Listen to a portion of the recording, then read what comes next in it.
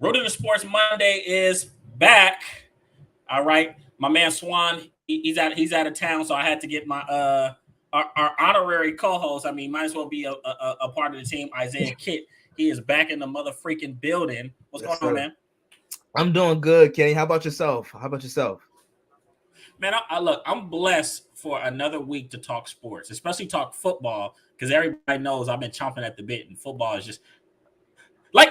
Okay, tell me, is Isaiah? Is it just me, or is like I feel like the world, like not just America, the world is a better place during football season.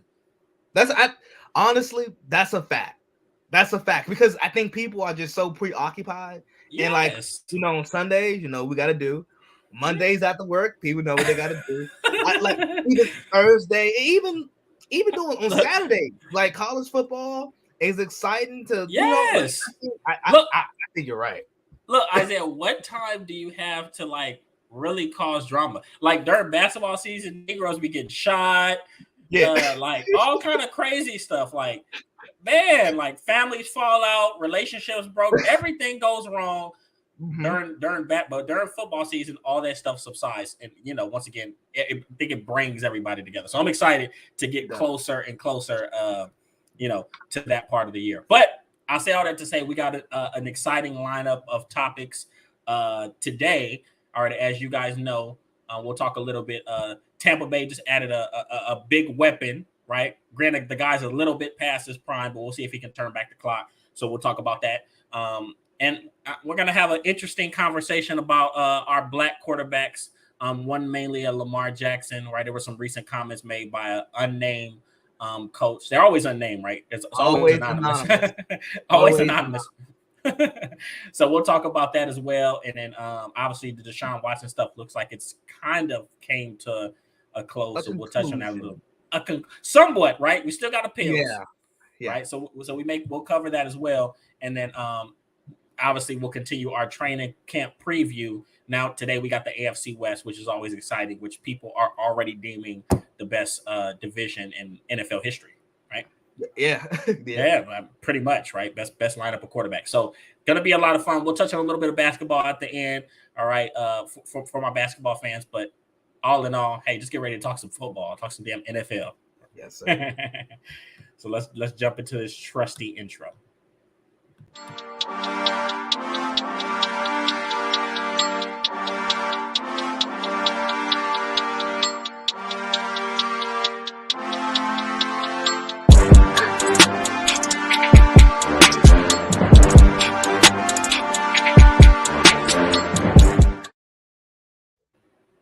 And just like that, it is over. It goes hard at the same time as when I heard it the first time.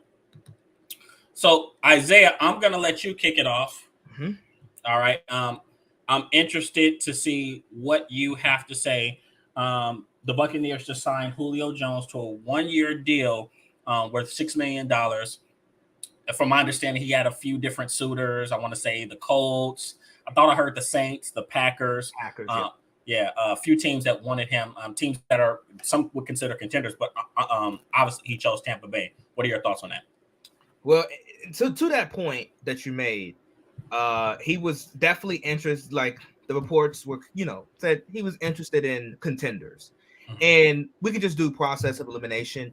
Those teams that you named, I think, are all going to be pretty decent or have the chance. Like their ceilings are relatively high, but I think when you look at a team like New Orleans, Dennis Allen, first year head coach, they're more so defensive oriented, and Jameis Winston. I think when you put structure and organization around him, I think he's a decent quarterback. But I don't think New Orleans is bidding for a Super Bowl run this year. No. The Colts, I often talk about how well run and how well they're put together. And I thought the Matt Ryan thing obviously is, obviously that's Julio's guy. And It just looked too good. yeah. And then Indianapolis, they do lack weapons and weaponry on the outside, but then like the AFC is really deep. So Indian and like I said, Indianapolis pretty decent roster, but that's not really the team that comes to mind when you think of like the elite teams of the AFC.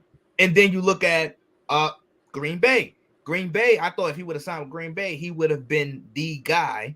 And we already kind of we kind of know that Julio is kind of tapered off, not really a little bit past his prime. Right, so he's not built at this stage of his career to be the guy and carry the load.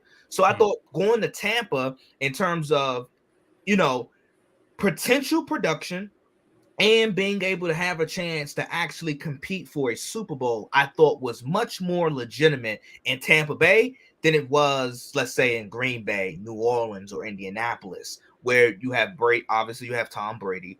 Tampa Bay, they lost some guys, they lost some pieces. Chris Godwin, I think he's coming off the injury and so forth. Obviously they have Mike Evans. Mike Evans is as consistent as a receiver that there is in the league. Yes. But they went out and signed Russell Gage. But other than that, Tampa Bay is very thin and young at that receiver position. So bringing in a guy like Julio, you can't teach size. You still have the size. I think Brady has always kind of been pretty. He's always talked well about Julio. Always, yeah.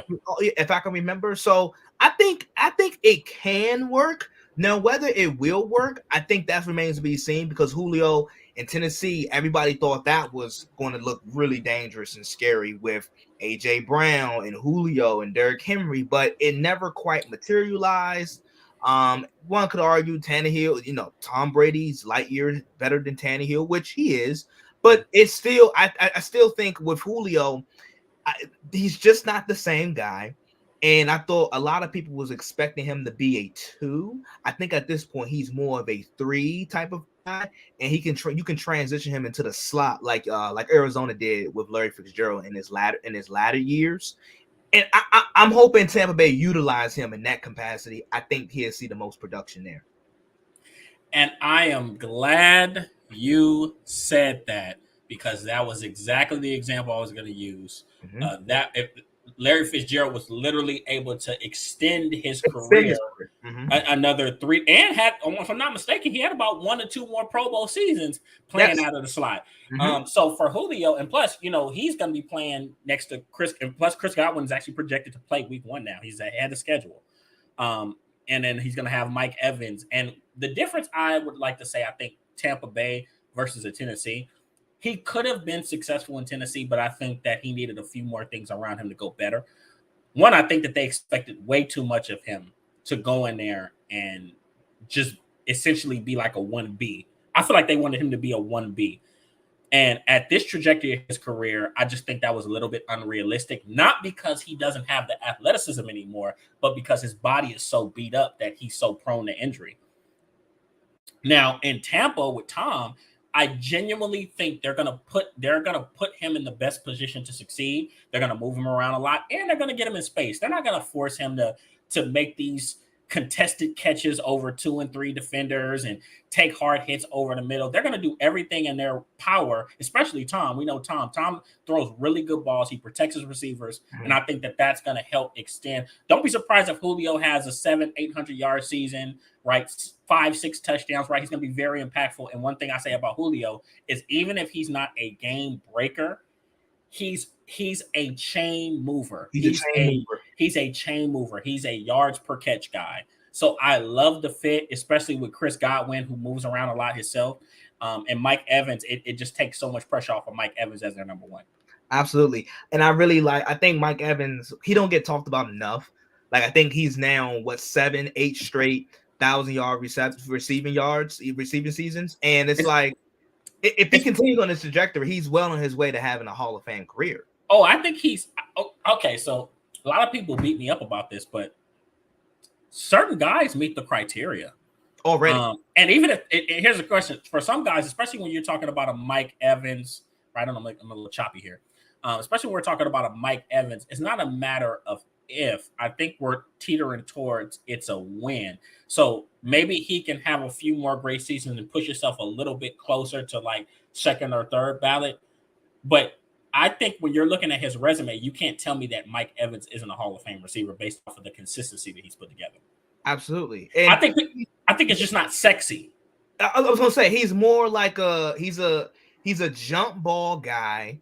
he's never been the fastest guy. He doesn't No. make like the explosive catches, but that's really what, like, you look at his scouting report in Texas A&M, huge, big body, big red zone target, and Struggle to separate.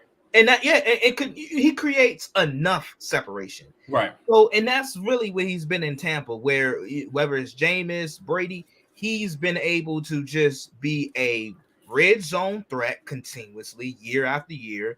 And he's just the model of consistency that we have in this league. So I like Mike Evans. And like I said, I think Julio, if they, you projected 700 to 800 yards, with several touchdowns, I don't think that's too far fetched if they utilize him in the way that we're saying they should, which is, I think he'll best serve in the slot for Tampa, not so much as the X or the Y, but in the slot. Yeah. Well, don't get me wrong. I think he will get some looks on the outside because they like to move Chris Godwin inside a little bit. And obviously, you said they signed Russell Gage. Russell Gage is going to do some things inside as well. Mm-hmm. But here's the thing: Gronk didn't resign, so there's more balls to go around. Mm-hmm. You lose OJ Howard. Obviously, he was third string guy. So essentially, you have, I know they drafted a kid out of Washington, and then they still have Cameron Brate, who's a consummate pro, mm-hmm. and nice veteran itself. But they don't have that true threat at tight end. So there's going to be a lot more balls, a lot more volume to take on. And I think it's open for Julio Jones or Russell Gage to come in there and really make an impact. Absolutely. So I think Julio, like we're saying, I think with Tampa and Tom, now I think it's important to note that Tom essentially has full control of the offense. With the dismissal of Bruce Arians, Tom has control of the offense, so Tom is going to have it his way, and I would imagine with Julio being a vet that he is, still, like you said, athletically, still really good. I think Tom would definitely utilize him in the best way as possible, and I think it'll make Julio productive in Tampa Bay. Just more weapons for Tom.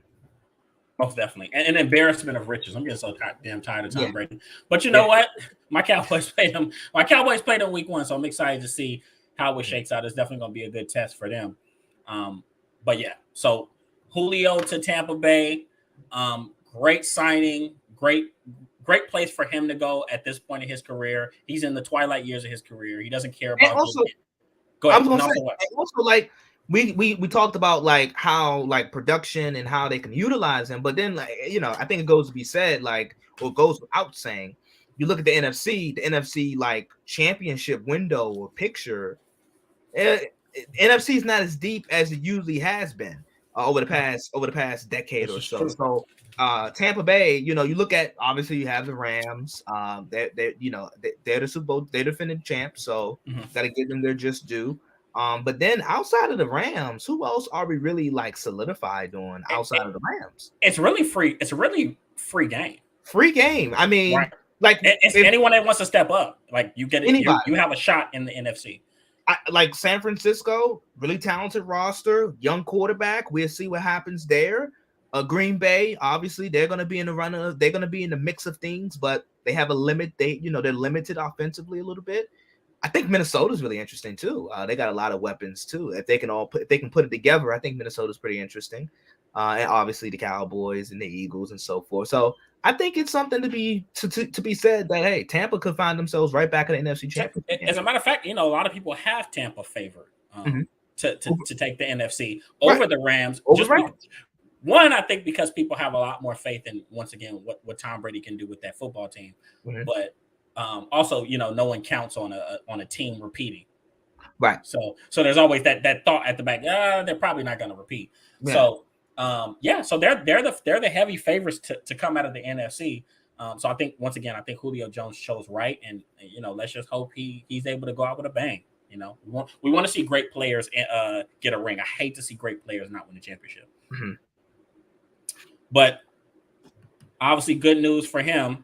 So have to touch on this topic because this has definitely been sensitive all week. Some comments were made. I know they did quarterback tiers, and obviously, you had your Josh Allens and your Patrick Mahomes. You had those guys in tier 1. Yep. And of course, they had Lamar Jackson, I want to say, in tier 2. and an anonymous coach, right? Anonymous. We don't know who this guy is. They're always unnamed. They're always unnamed, right? I wonder what hue he is, but he said these comments about Lamar Jackson. If he has to pass to win the game, they ain't winning the game. He's so unique as an athlete, and he's a really good football player. But I don't give a shit if he wins the league MVP 12 times. I don't think he'll ever be a 1 as a quarterback. He'll be a 1 as a football player, but not as a quarterback. So I have I'm very scattered brain about what he said, because as you know, we talk about it all the time on Root of the Sports community. Yeah. I'm very critical of Lamar Jackson, but I'll let you go first, and I want to know what your thoughts is on this comment. Well, first, I think it's a bit, dare I say, blasphemy to say he don't care if he wins 12 MVPs, he won't be a 1. Like, obviously there's a such thing as like hyperbole, right? Right. But like, if Lamar Jackson finds a way to win another MVP or another 2, 3 MVPs, like he's a tier 1 quarterback. Right. This is like if you're winning multiple MVPs as you're a tier 1 guy. Right. So the 12, I know it's some hyperbole, but I think also in that case, it's like what it essentially he's saying. He don't care how many MVPs he win. Like with his throwing ability, he's a tier 2 guy. And I think this kind of goes to the point because there were some comments made about Patrick Mahomes as well. Mm-hmm. Take away first read. Yeah, where he, they call it playground ball. But you look at his numbers, I'm gonna just read out some numbers, but you look at his numbers, Pat Mahomes' numbers after the first read since 2018, he has the highest PFF grade. After the first read. Highest PFF grade, nearly 4,500 passing yards, which is the most, and 39 passing touchdowns, which is also the most. So that whole argument of, if you take away Patrick Mahomes' first read, he turns into recklessness and he's loose with the football. Well, no, that's not true at all. The numbers say differently. But then with Lamar, I think it's going to be a constant notion until this play style is wins. You win, wins. That's essentially what it comes down to. And we're not talking about in the regular season. We're obviously talking about in the postseason. We're talking about January and February. Can this post style, can this play style, and can this style of play win in January and February? And I honestly think that's the only way to get rid of or dispel this narrative.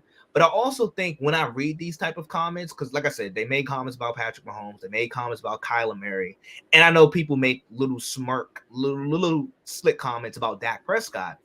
When you think of the black quarterback position, or a black quarterback, and you think of the position that they, obviously they're gonna get heavily scrutinized because they're black. Mm-hmm.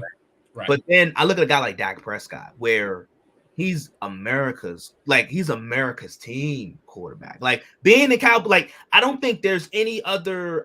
There's some other prestigious titles and positions in sports, but I think being the quarterback of the Dallas Cowboys is probably at the top of that list. Yeah. And I think this kind of speaks to black quarterbacks being compared and not given a fair shot or a fair role at things. I mean, it's almost like how I'm sure your parents have said it. A lot of black parents say you got to be 2 times better just to get the same treatment. 100%. You got to be 2 times, 3 times better. Mm-hmm. And these guys, we're talking about Mahomes, we're talking about Kyler Murray, we're talking about Lamar. These guys are either they have multi-million-dollar deals, long-term deals with their franchises, or en route to getting one in Lamar Jackson's case. So these guys are definitely successful. You can't knock the success, but it's like they have to do 2 times more. 2 times more just to get the same equal level treatment and respect of just coaches, their peers, their counterparts. And you make a lot of good points, right? Like I told you, I'm very divided, especially when it comes to Lamar Jackson. I'm a little bit divided because there are a lot of flaws in his game as a passer that hold him back. I'm adamant about that. But I'm never one to say that he can't fix it. I've always said that Lamar Jackson is a better version of Michael Vick. I think he's a better pure passer than Michael Vick was, obviously, when he was in Atlanta. He's bigger. I don't know if he's faster. I think the athleticism is definitely comparable. Subjective, right? But to completely write him off and say that he'll never be a one at 24, it's a little bit asinine. And what I've seen a lot is, and I guess it's sad because I thought we were past this, right? Right, you would think. So when I was in Cabo, I seen Warren Moon. You want to know what Warren Moon said? What did he say? Not a damn thing. He was in Cabo, enjoying his life, right? Living his best life. Yeah. But I say all that to say, just kind of looking back at his career, and if we look at some of the things that Warren Moon went through, where it was obviously a lot tougher, and black quarterbacks were a lot more scarce. All right, I think maybe only established or accomplished guy you had was a Doug Williams, right? Yeah. But it's almost like if they're successful, kind of like how I talk about the Cowboys. If they're successful, there has to be some iota of, this person's overrated. Right. And if they're average or if they're good, it's over-exaggerated how bad they are. Right. Like, once again, like Lamar Jackson himself, even with improvements that he has, we watched Lamar Jackson lead a pretty decimated team to the number one seed in the AFC. Yep. It wasn't pretty. Yeah. But he did it. Right. Kyler Murray, who I'm critical of as well. You are. I'm very critical of him. I think he's a little privileged, but he's very talented in his own right. My thing is that that franchise, that was, I don't care what anybody says, that clause was a fuck you. That clause was a slight. And and I think that organization was like, okay, we're gonna go ahead, we're gonna give you this contract, even though you whined for it. But we're gonna put this clause on, and we're gonna make you're gonna suffer some public backlash. Just like you embarrassed us in public, we're gonna embarrass you in public. There's nobody that can convince me otherwise. Because you don't put a clause like that in for your starting quarterback who you just paid $230 million. So one, that's some. Not only was there some immaturity on Kyler Murray's part, but when you got to look at the organization, it's a little bit classless, right? It's very much classless. Very classless, right? Now, as far as Dak Prescott, I don't think I've seen anybody get talked about as bad as I see. I mean, it's just terrible. It is the most sickening thing to watch, even if he never gets better than he is now, to see a guy that was always counted out, that was a fourth-round draft pick, get talked about like a dog. Yeah. Right. So, but a lot of that, I say it all the time. Not only does he get judged because he's the quarterback of the Dallas Cowboys, he gets judged even more excruciating just more harshly because he's a black quarterback. Because he's black. Yeah. Because he's black. And nobody can deny that. I think I feel like it's just undeniable. Oh, it's undeniable. Undisputed. Like, yeah, it's undisputed. And when looking at Patrick Mahomes, I'm going to tell you about something. I talked about this on my boy VJ show, VJ Sportsmanlike Conduct, great show. But it was almost like America was, even though they rooted for him, America was uncomfortable with Patrick Mahomes being the best quarterback in the National Football League. Absolutely. It made them uncomfortable. They were just like, you could tell. And I don't know if you guys realize this. Now, granted, today, it's a valid comparison of who's better out of Josh Allen and Patrick. It's valid because Josh Allen is a stud. Yeah.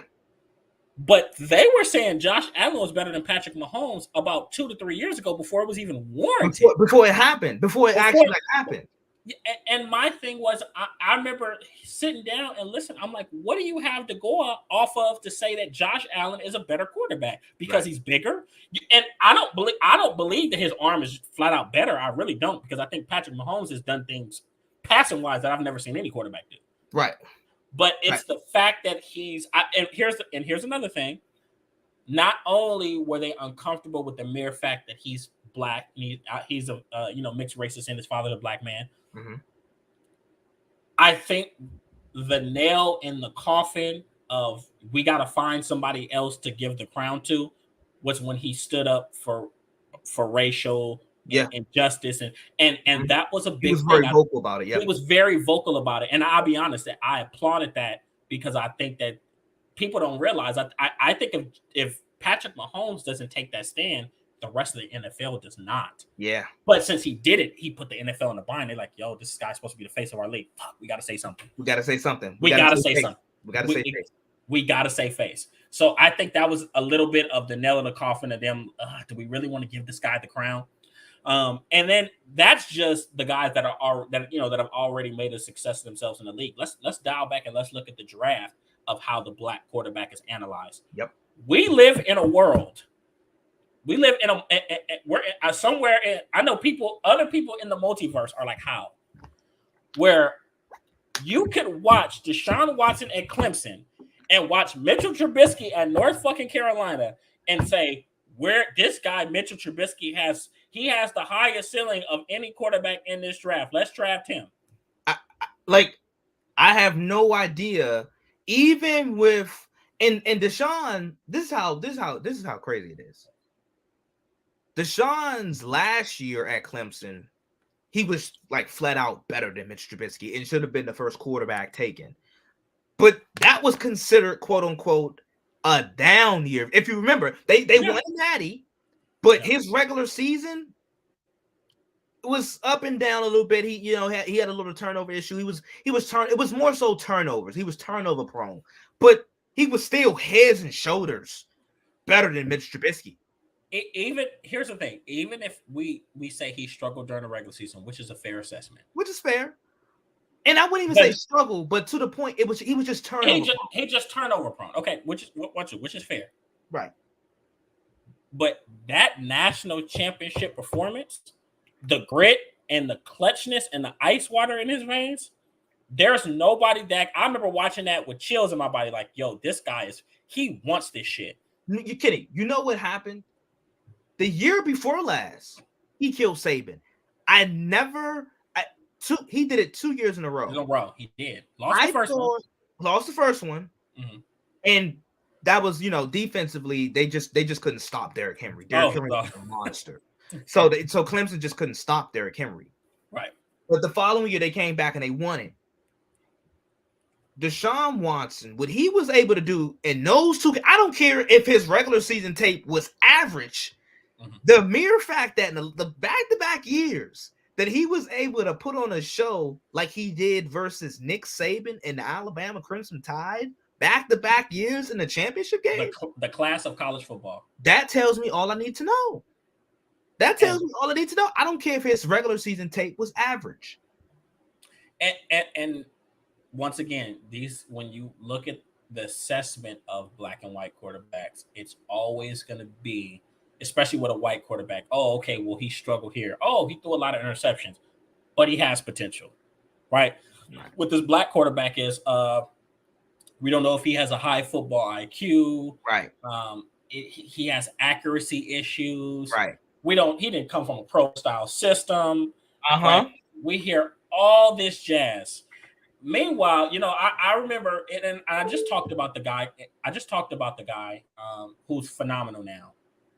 But by God, you guys, Josh Allen wasn't great his last year at Wyoming. Josh Allen was a hot mess. Josh Allen, his year was a hot mess.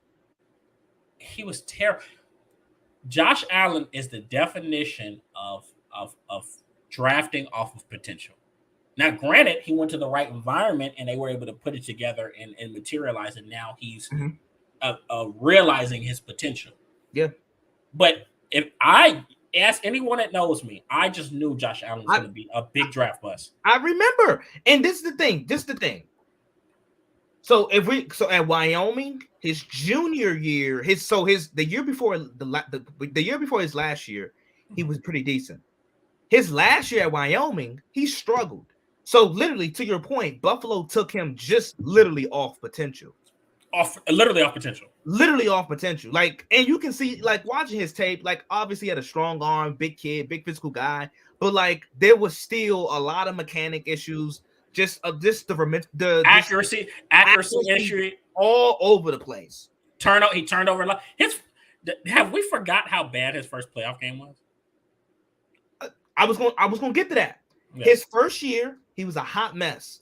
The year that you're referring to, Buffalo had got to the playoffs, but at that point, if we remember correctly, they were that Buffalo team was more so defensive oriented. They were defensive oriented, yeah. And he was more so like, hey, just young quarterback, you have a lot of potential, but like, hey, take care of the ball, don't turn the ball over. We'll win a lot of games, and that's what they did that year. That's how they got to the postseason, and they lost to Deshaun Watson. Deshaun Watson took over that playoff game, but it wasn't until Josh Allen's third year in the league under Brian Daboll. Stephon Diggs, they added Stephon Diggs. They added some nice weapons on the outside. It wasn't until his third year where you really started to see him put it together, and you're like, okay, this kid looks like the second coming, a better version of Ben Roethlisberger. Like that, you started to see it. But his first couple years, like you said, Wyoming, hot mess. First couple years, hot mess.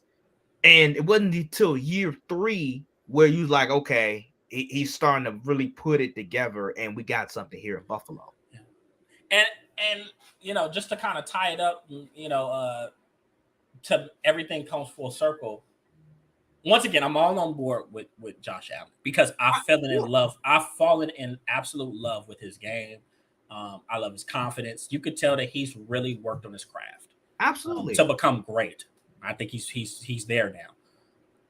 But is it just me, or I feel like the NFL is always scrambling to anoint some white quarterback? And who it was supposed to be is a guy that's in Washington right now. Obviously, we know the NFL was goo gaga over Carson Wentz. And he was the future of the National Football League. He was going to be the next Aaron Rodgers. And then, boom, he goes down, and Patrick Mahomes rises up, and they're like, oh, shit. Once again, they didn't give Patrick Mahomes a chance. They didn't think he was going to be this guy. Mm-hmm. You know, Mahomes and his college tape, the scouting report on him was like, okay, got a little bit of Brett Favre in him, where like real reckless, loose. He's a gunslinger. And to your point, and I think, because I don't want the listeners or people to get it misconstrued. Right. Because you and I remember you were not high on Josh Allen, and I was a little skeptical as myself. But now I think he is unanimous. I think he's unanimously top 2 in the league behind. Easily. So I give him that. So this is not, and I don't want to seem like we're just like shitting on Josh Allen. No, we're not. Josh Allen is awesome and wonderful, but in that same sentence, in that same breath, you do see, or you have seen the NFL push the narrative that you're speaking to in terms of anointing guys, where we're anointing Josh Allen year 2.5, 3, and we're like, Mahomes has won a Super Bowl. Like the numbers are just undeniable. Why do we continue to otherworldly? Like literally, there was conversations where people was having, and I'm not gonna say it was hyperbole or it was a bit too maybe it's a bit too fast. But before his second Super Bowl, before that Super Bowl loss to Tampa Bay, a lot of people was like, that the conversation leading up to that Super Bowl was, if Patrick Mahomes is able to win this Super Bowl, we probably are looking at someone like Michael Jordan-esque. Like people were calling his run, his first few years, Michael Jordan-esque. That's all. I mean, his first year as a starter, he goes to the AFC and wins the 50 touchdowns. 50 touchdowns, 5,000 plus yards. His second year, his second year as a full-time starter, he wins the Super Bowl. He wins the Super Bowl. Third year, he's back in the Super Bowl with a makeshift offensive line. Fourth year, AFC Championship game. So every year of this guy's career, he's been in the Final Four and has gotten more Super Bowls than Aaron Rodgers had. And we look at this and we say, okay, he's now the second best because Josh Allen played his ass off in that playoff game. And I can argue, wonderful. He was wonderful. And I could argue, there's a fair argument that he was slightly the better quarterback. Slightly. That night, that afternoon, yes. That night, yeah. But he still hasn't done anything to supplant Patrick Mahomes as the best quarterback in the National Football. No. Josh Allen hasn't won multiple playoff games in a postseason yet. But once again, like I said, they're going to push this narrative. They're going to give these younger white quarterbacks the benefit of the doubt. I mean, hell. I got a perfect example. Go ahead, throw it out. I feel like we got the same person. Go ahead. We got the same person. We do. I know we do. Without me even saying it. And I love this kid to death. I think he's awesome. With Justin Herbert. He hasn't made the Justin Herbert. I mean, he hasn't made the playoffs. People say he is top 5, and I love me some. He's a top 5 talent. Top 5 talent. He's maybe a top 3 talent, but he is not a top 5 quarterback at this juncture because he hasn't gotten his team to the postseason. And we could talk about defense, first year head coach, but he has not gotten his team to the postseason yet. And we look at guys like Lamar. We kill Lamar. But like Lamar's gotten his team to the postseason. He's won a league MVP. He is the Ravens. He is Baltimore. And was that the guy, by the way? Oh, 100%. 100% it was. Yeah, of course. And there are people that are, I would say, pissed or upset that Joe Burrow has had the success that he's had because they wanted Justin Herbert to be that. Once again, they always have somebody that they're going to push. And I think that Joe Burrow doing it is just not sexy. Tom Brady coming up, it wasn't sexy. He wasn't a big cannon for an arm, pretty. He was a guy that did it ugly and improved over the course of his career, became a high volume quarterback. But I'll say that to say the NFL needs to learn the difference. Like we're talking about what we said about Justin Herbert. He's top 5 talent, right? Top 5 talent. It's kind of like, okay, like you've met a girl. I'm sure, obviously, you have a girlfriend, but there was a time where you had options. Yeah. and you said this girl is girlfriend material. Right. But she's not my girl. I'm not gonna make her my girlfriend. She's girlfriend. Look, she's gonna be somebody's girlfriend. Yeah. She's just not gonna be mine now. Right. But the NFL doesn't know the difference. They're like, oh, if he's a top 5 talent, that means he's top 5. No, it doesn't work like that. Right. You gotta hit some. You gotta check some boxes. You gotta hit some buckets. And if you're a top 5 quarterback and you can't propel your team into playoff contention, which Lamar Jackson, who is critical as I am of him, as ugly as of the season he was having, was about to do that. His team was going to be in the playoffs by hook. He's doing the damn thing. Kyler Murray. Exactly. Kyler Murray's gotten better each year. Each and every single. And he got to the playoffs. Now, he looked crazy in the playoffs. He looked got there. He looked abysmal. Yeah. Right? But, yeah, so I say all that to say that there's really an unfair stigma on black quarterbacks, which is almost insulting because I think we can go ahead and look at the top 10 or top 15. They're mostly black quarterbacks. Mostly black guys. Yeah. They're mostly it's crazy. If we can name probably 3-4 of them off the top of our head in the top 10, just off the top of our head with Mahomes, Russell Wilson, Dak, Lamar, right. And then we got one Deshaun Watson, who we're gonna get to soon, but Kyler. So it's just I think it's just insulting. You would have hoped that things have gotten better, and I think obviously they have, but we're not where I thought we were. We're not where we should be. We should be, especially in 2022, right? You would think so. Yeah. I remember. I'll tell you this: the funniest thing to me was watching before we move on to Deshaun Watson. Yeah, was watching Dallas Cowboys fans have to embrace a half black, tatted up guy from Louisiana as their core. It was the most funniest fucking thing to me because I'm like, man, you guys are not used to this shit. Yeah. Y'all got a little taste of Quincy Carter, but now y'all got Dak Prescott, and he's obviously better than Quincy Carter. And you have to embrace this guy. Yeah. It was the funniest thing. And I always knew that they were the second he struggled, it was going to be pitchforks and torches and stuff like that. Another story for another day.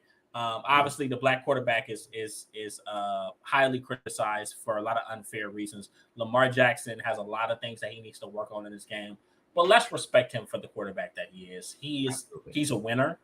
I thought that's what it came down to. A lot of times when we're talking about and discussing these quarterbacks, you know what it comes down. The bottom line is, the matter of fact is, hey, guy's a winner. Terry Bradshaw's in the Hall of Fame. Guy's a winner. And I can say this: Lamar Jackson is head and shoulders better than Terry Bradshaw. Facts. And Terry, right? He's that much better than Terry Bradshaw. But right, I know people don't shoot the messenger. He's just better.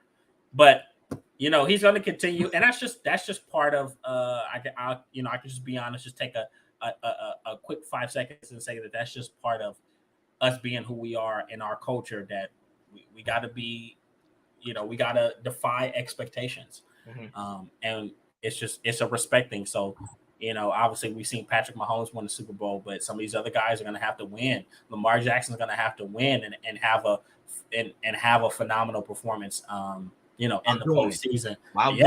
While doing it. Yeah. You got to win and you got to look good while doing it. Well, yeah. So that's, unfortunately, that's what it comes down to. One of my favorite movies, We Are Marshall. The coach said all they could judge us on is winning.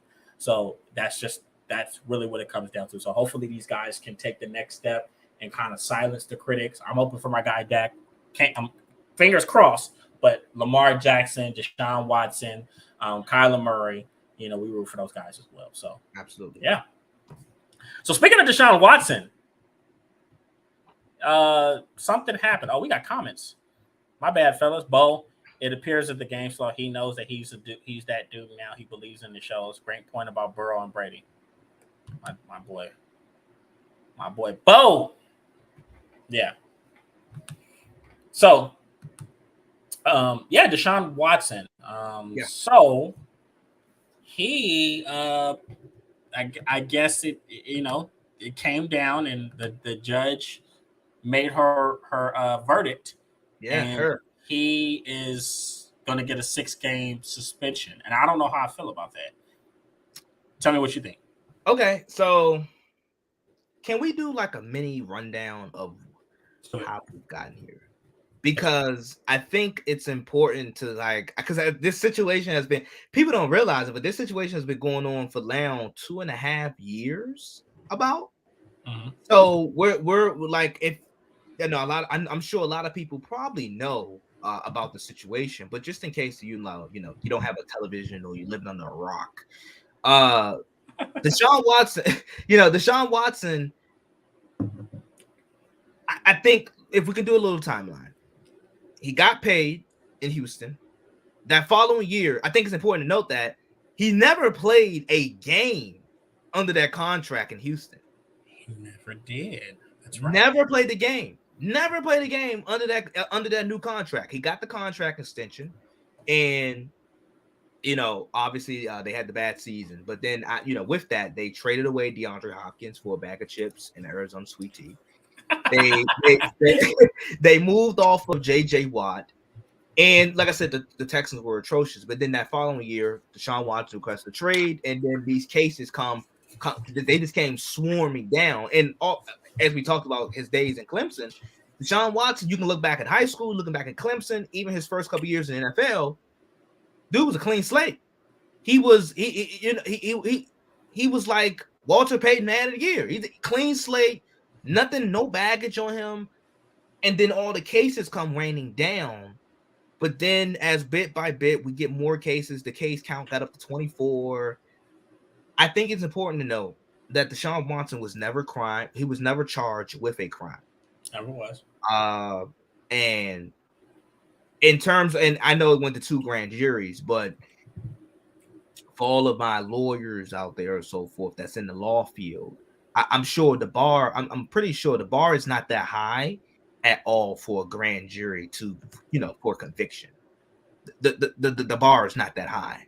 So if you want to, like the grand jury, okay, you want to follow through with this, fine. But they didn't, in those cases, he was never criminally charged.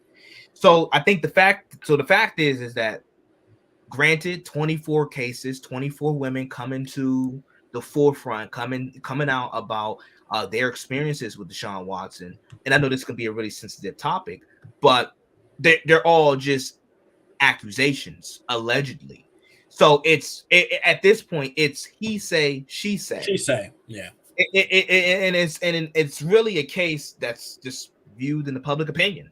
That's really all we have to, like, 24 women. It's like, okay, well, I'm sure a lot of people on the mind state, like, 24 women, 24 people aren't lying with him. So, like, something happened. Well, one thing we got to remember before you continue is, regardless of whether it was 24 or one woman, right. Remember, we live in a society that if a man gets accused of sexual assault in any way, shape, form, or fashion, even if he's proven innocent, that honest will always be on him. That mark will always be on him. It's a stain. It's a stain to your character, to your reputation. So, whether I think once he got accused of it, the public was never gonna let him live that down.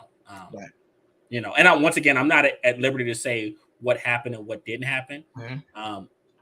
But obviously, he wasn't criminally charged. Mm-hmm. So we have to be fair about it. We have to take it. I think with these things, I think it's just so important just to lay out the facts and take it with a grain of salt, because, like I said, and then the lead investigator that the NFL put in charge, I think her name is Sue Robinson, that they had to get a woman.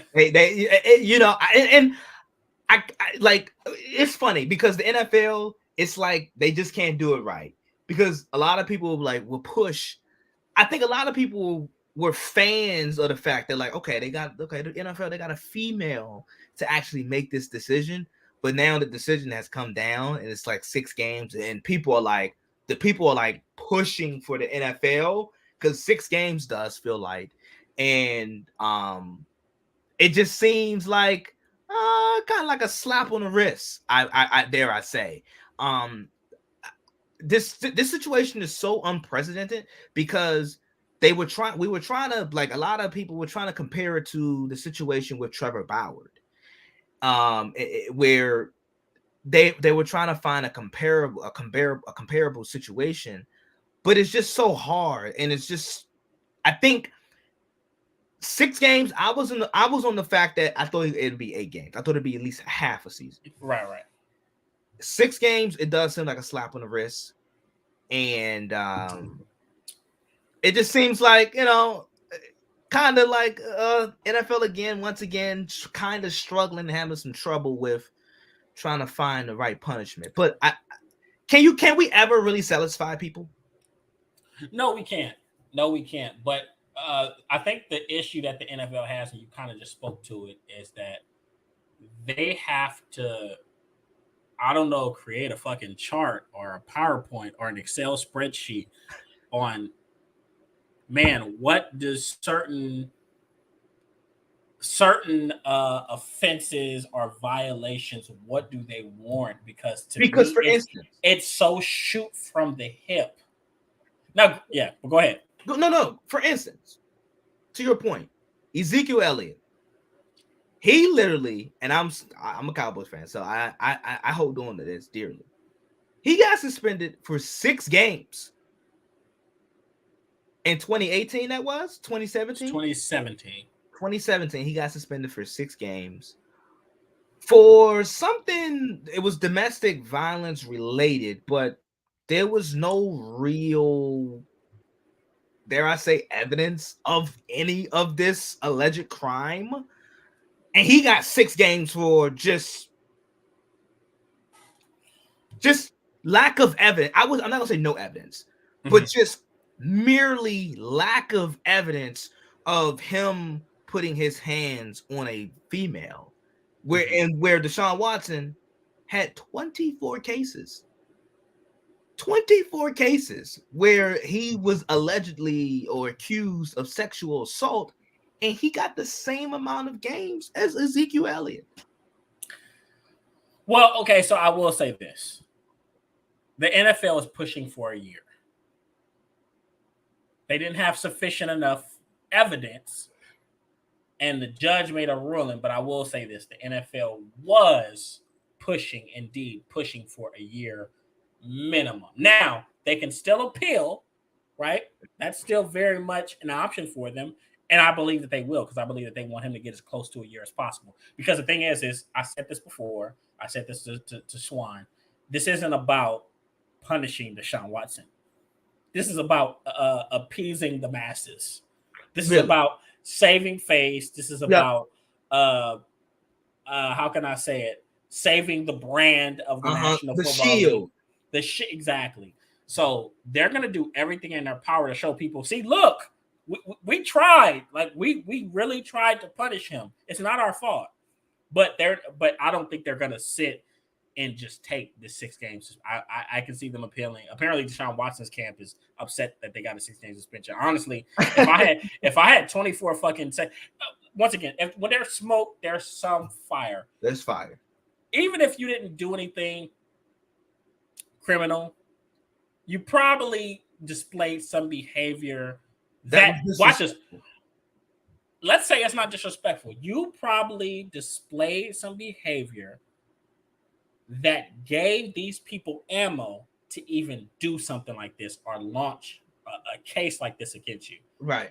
So you was like, I mean, hey, you probably got a little buck wild, and I'm sure that's his fetish. And I'm not knocking him for it, because he's I'm a grown man, right? I have my things. But I mean, I'm not messing around with my sister. But yeah. So I say all that to say, we just have to be fair, definitely, to the NFL.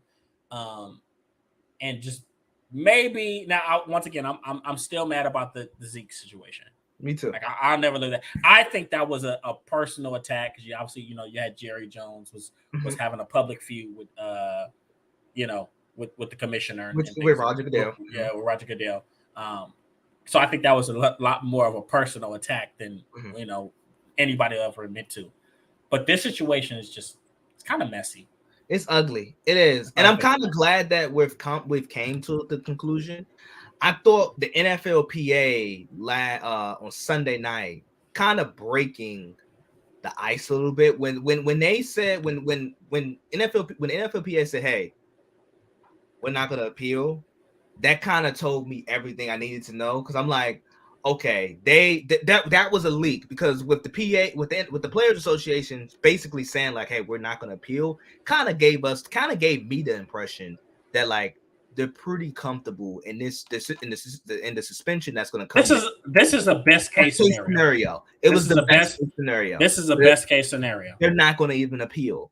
So that kind of told me everything I needed to know, and I was like, I'm in the mindset like he's probably going to get something 8 games or under 8 games, not the whole year, because the Players Association don't just come out and say we're not going to appeal for no reason. Like, they obviously have some type of intel where they're confident enough that they won't have to appeal.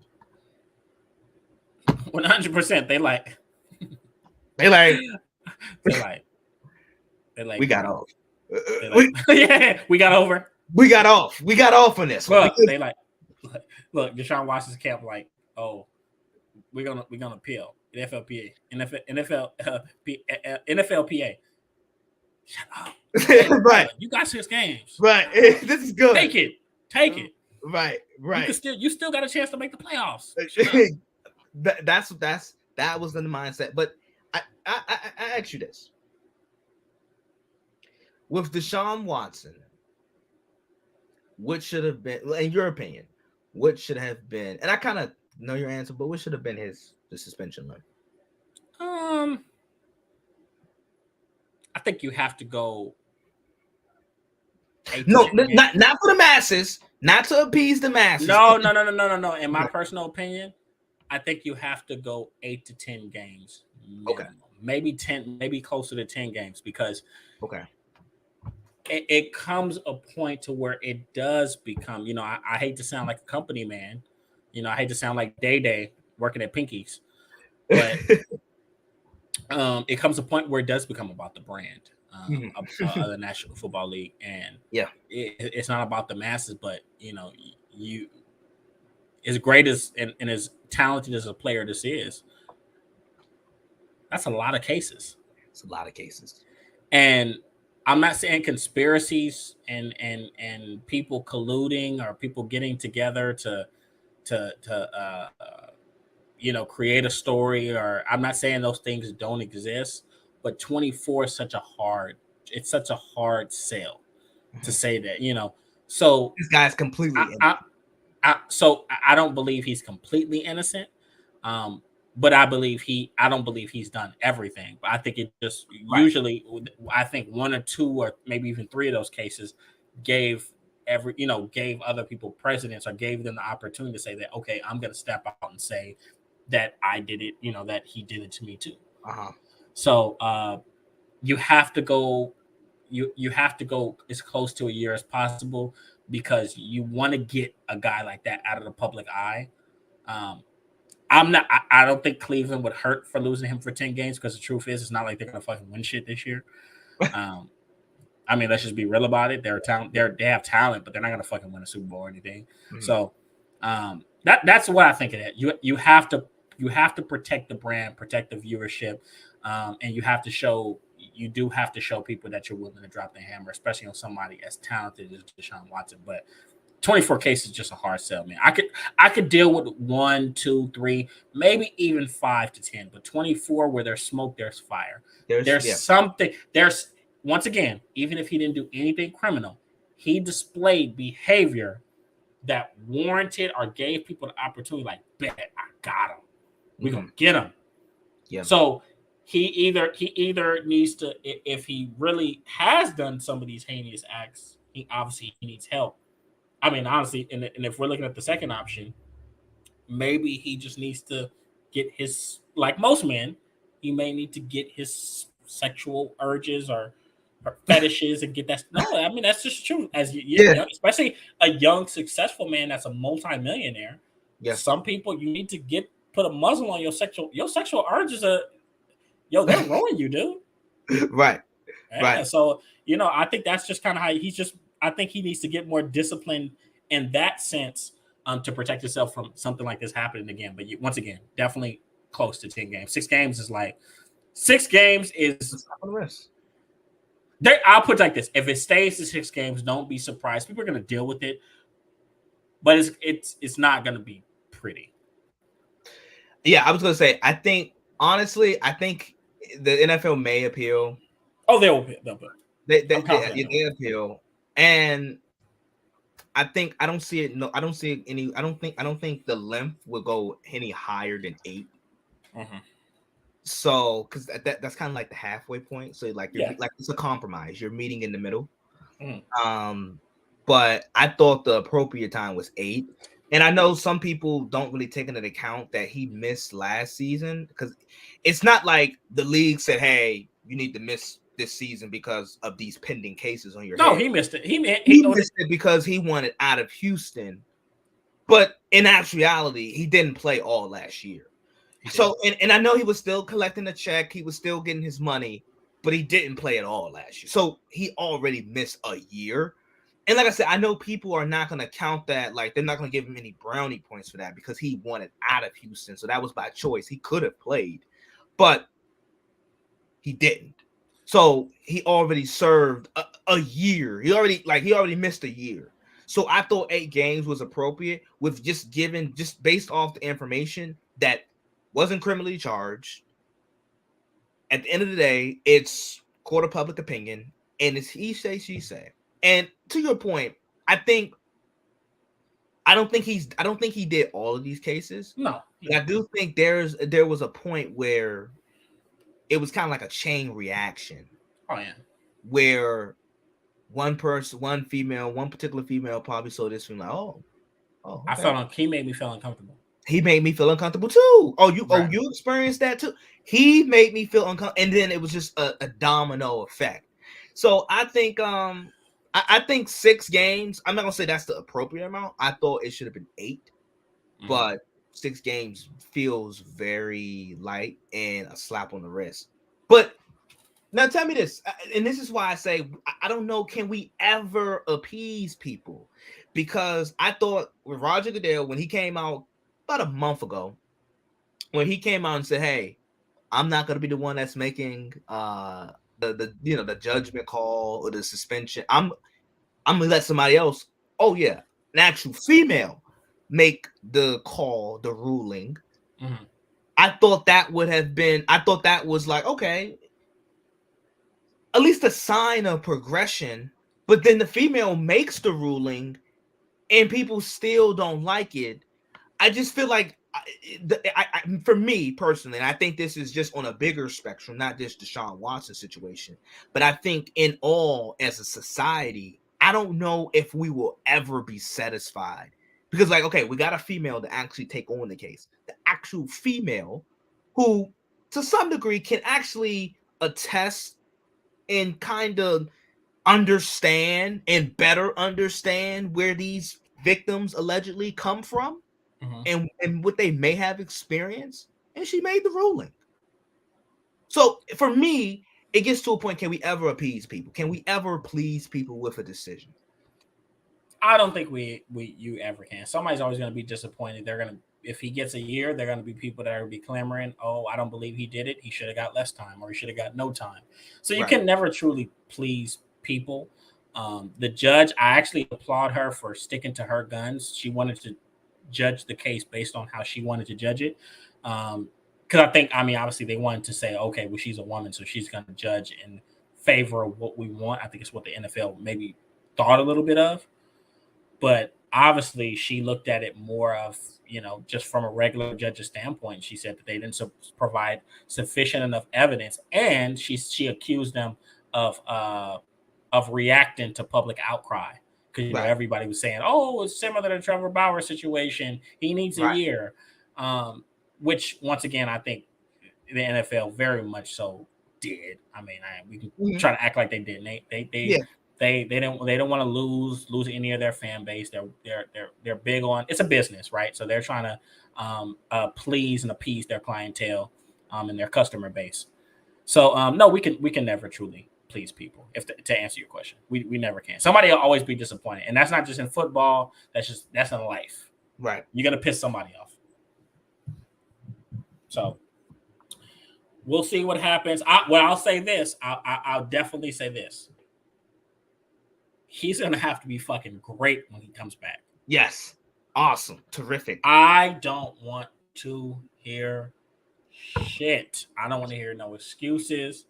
If this guy's worth the money, if he's got off scot-free, this guy needs to play great. He needs to be awesome. He needs to be absolutely fucking awesome. So the pressure's on. And once again, my predictions. I had him, even if he played all season, I still had them not making the playoffs. That's me. But we're going to have to, once again, see how it shakes out. And that's going to be a fun division to watch with Joe Burrow, Deshaun Watson, Lamar Jackson. Yes. Kenny Pickett. I don't know. If he wins the fucking starting job, because apparently he's struggling. But yeah. So definitely interesting. We'll keep you guys updated with what's going on with the Deshaun Watson situation. Will the NFL appeal? Will they not? We'll just stand by and see. And obviously, Deshaun Watson's camp have their disagreement as well about the ruling. Why, I don't fucking know. But I don't know why. But they just want to get what they want. So it is what it is. Yeah. But we're moving into our training camp preview. All right, the AFC West, once again, deemed the most loaded division in the history of football. 4 top 10 quarterbacks, right? Especially if some of you guys are like me and you're high on Derek Carr. So let's talk about the AFC West. Let's start at the top. I said start at the top. Let's start with let's start at the top. Let's start with Kansas City, right? Yep. What are your thoughts on Kansas City so far? How do you feel like that training camp is shaping up, and what are some of your predictions? So with Kansas City, in terms of their training camp and what I have seen, because I like Kansas City, I tune into them, for obvious reasons. Frank Clark. Frank Clark supposedly has slimmed out. He's lost about 12 pounds. He's quicker. Andy Reid says so. Frank Clark is I look for him to have a pretty big year. I think Kansas City defense. I think a lot of people are worried about, hey, so what about Tyreek Hill and this Kansas City offense? How does it look different without Tyreek Hill? And we got into a big time debate on Saturday in terms of Tyreek Hill. Ridiculous. But but I think for me, a lot of my questions come defensively because last year especially the first half of the year, first 7 weeks, they really was atrocious on defense. And with Spags is a guy that he uses a lot of disguise coverages and blitz packages and so forth. So as an actual defender in that defense, or player in that defense, or student in that scheme, it can be kind of hard to follow. So, and you saw a lot of that confusion on the field, especially in the secondary. But if Frank Clark is able to continue what he's been showing in training camp, I think Kansas City, in terms of their front seven, because that's what really did it for them last year. They moved Chris Jones back to D tackle. They were able to their front seven was able to generate some type of pass rush, and then that just helped the secondary. And it's going to really have to help them this year because they have a lot of young secondary. They have a lot of young secondary players, and a lot of new additions. Justin Reed, who I really like, he's really a thumper. It seems like he's gonna be taking up that Tyrann Mathieu role. So which is big. But Justin Reed isn't a bad player. Justin Reed can play. I'm not saying he's Justin Reed I could argue his best years are probably still ahead of him. Because he's not an old guy. No. Honey Badger was still he was on the back end of his prime, I would say. So defensively, that's where a lot of their I'm not gonna say problems, but questions, I think, in my opinion, lie. Also, Justin Watson, backup tight end, he's performed pretty well. Obviously, the new guys, Juju Smith-Schuster, Marquise Valdez-Scantling, they look pretty good with connecting with Patrick Mahomes. I have like I said, my questions don't really lie offensively. Obviously, you can't duplicate what Tyreek Hill does, but I think the production, it's kind of like, can 3 Bs make an A? Can the production equal up to what Tyreek Hill was giving you? And then also Zane Anderson. He's a backup safety. He's fighting hard to make the roster. I think he'll probably make the roster cut, but defensively, that's where a lot of my questions, and I've been tuning in defensively with Kansas City to see how they look. And excuse me, it's funny that you talk about them defensively, but the back end of last year, Kansas City was actually more of a defensive. They actually took a step forward defensively. Obviously, once you said when they made that move with moving Chris Jones back to defensive tackle, which is, to me, is his natural position. I don't know why they ever did that in the fucking first place. Right. But I have more questions for them on the offensive side of the ball, of how. First of all, it's going to continue to challenge. It's going to continue to show why Andy Reid, why people consider him the greatest offensive coordinator of all time. Because say whatever you want to say, Tyreek Hill has been a humongous part of what they do offensively for the past 4 to 5 years. Before Patrick Mahomes was starting, even when Alex Smith was starting. So that's going to be big in itself. So the offense is going to look a lot different. It may not be as much separation and it may not be as spread out as it once was because, you may see safeties creep down. You may see a lot more blitz packages, a lot more people blitz and try to get home against a Patrick Mahomes because they don't have to worry about Tyreek Hill burning them for a 50, 60-yard touchdown. But don't be surprised if we see more. We see the quick passing game get a lot better. They drafted a kid out of Western Michigan, and Sky Moore. Yeah. Who I really like. I'm really big on this kid. It's not, and the crazy part is when you look at it, it's not like he is just this superb athlete or he has any trait that just blows you away. he's just a very well-rounded young guy with very sure hands. I mean, I'm looking at preseason pictures of Patrick Mahomes throwing at him, and Sky Morris practicing without gloves. So that shows me this guy's a real hands catcher. So don't be surprised to see him become a really big piece of their offense, more of a possession guy. But he could carve out a role for himself. We'll see how high he can take it. Juju Smith-Schuster, obviously people get annoyed by his TikTok antics and, his behavior. He's a real goofy guy. But he really can play football. He really is a very solid, well-nuanced route runner. He can do everything. I say this all the time. USC doesn't put out guys.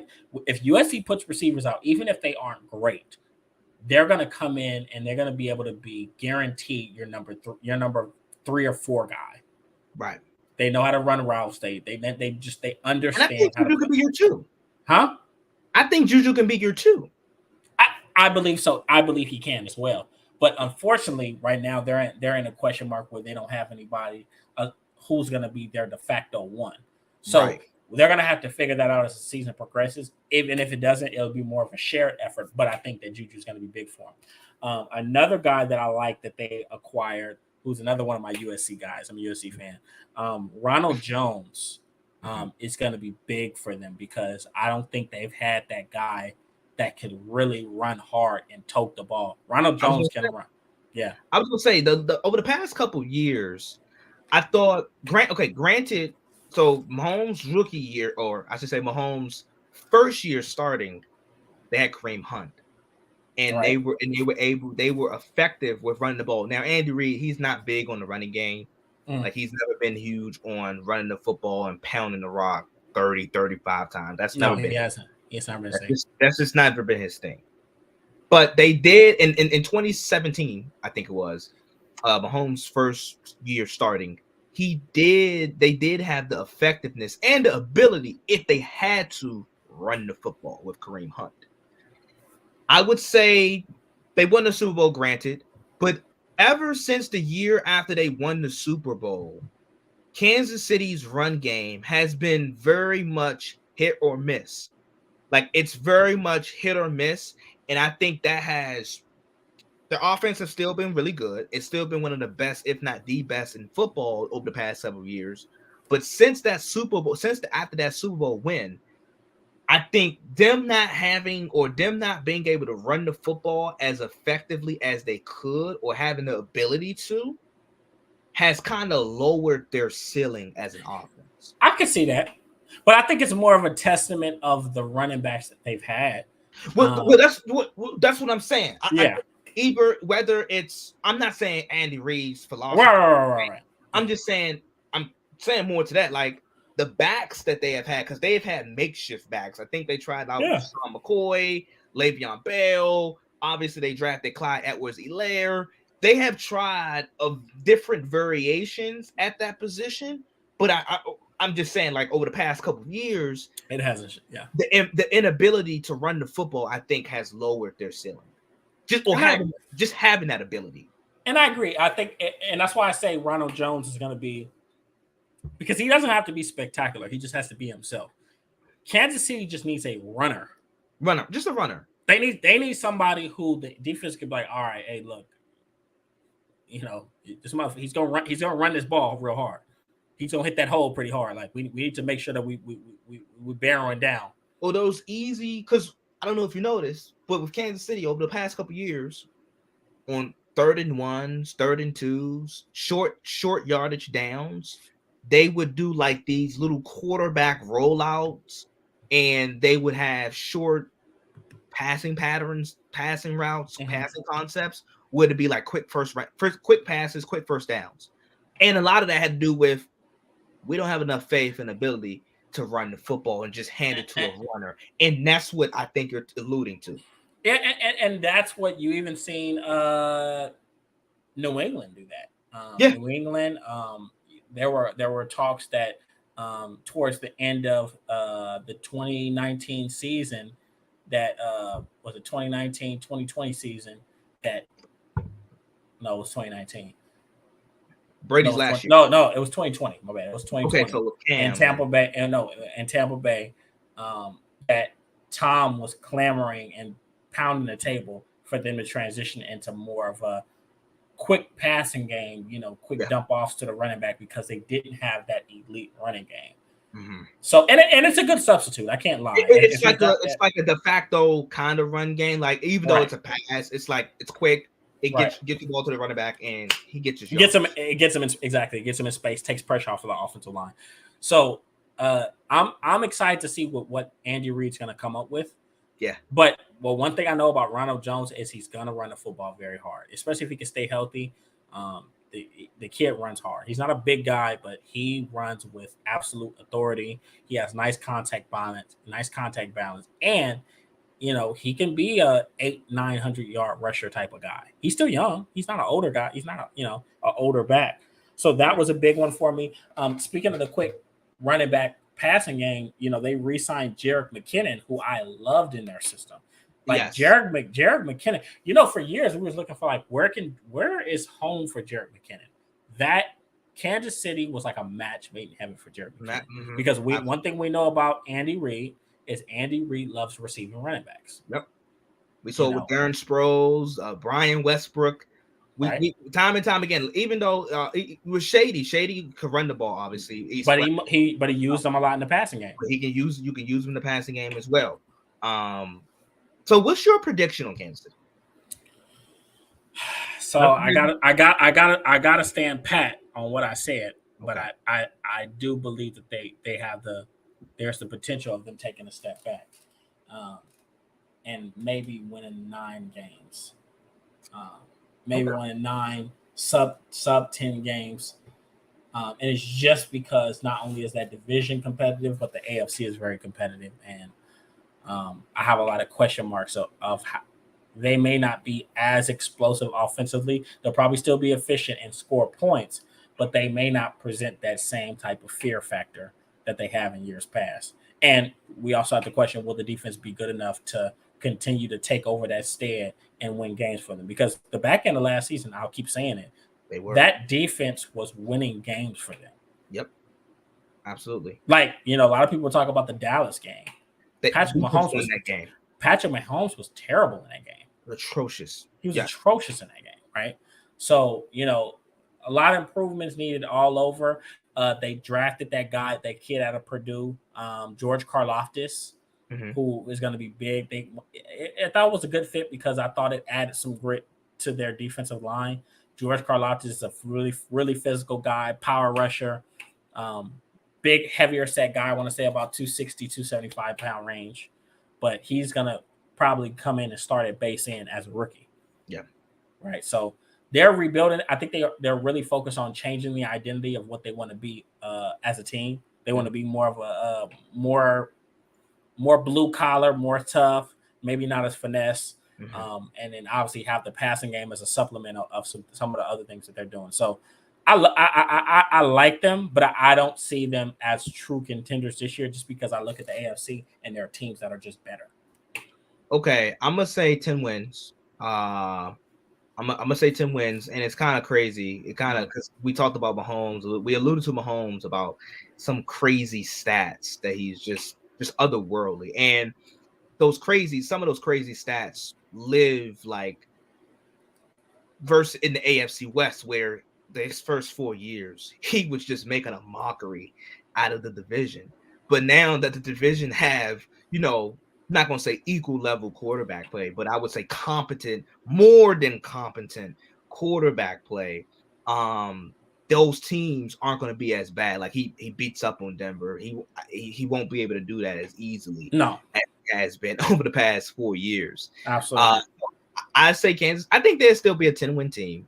I still think they'll be a playoff team, and I still think they have the ability to win a playoff game or two, just based off of their coaching, their culture, and their quarterback play.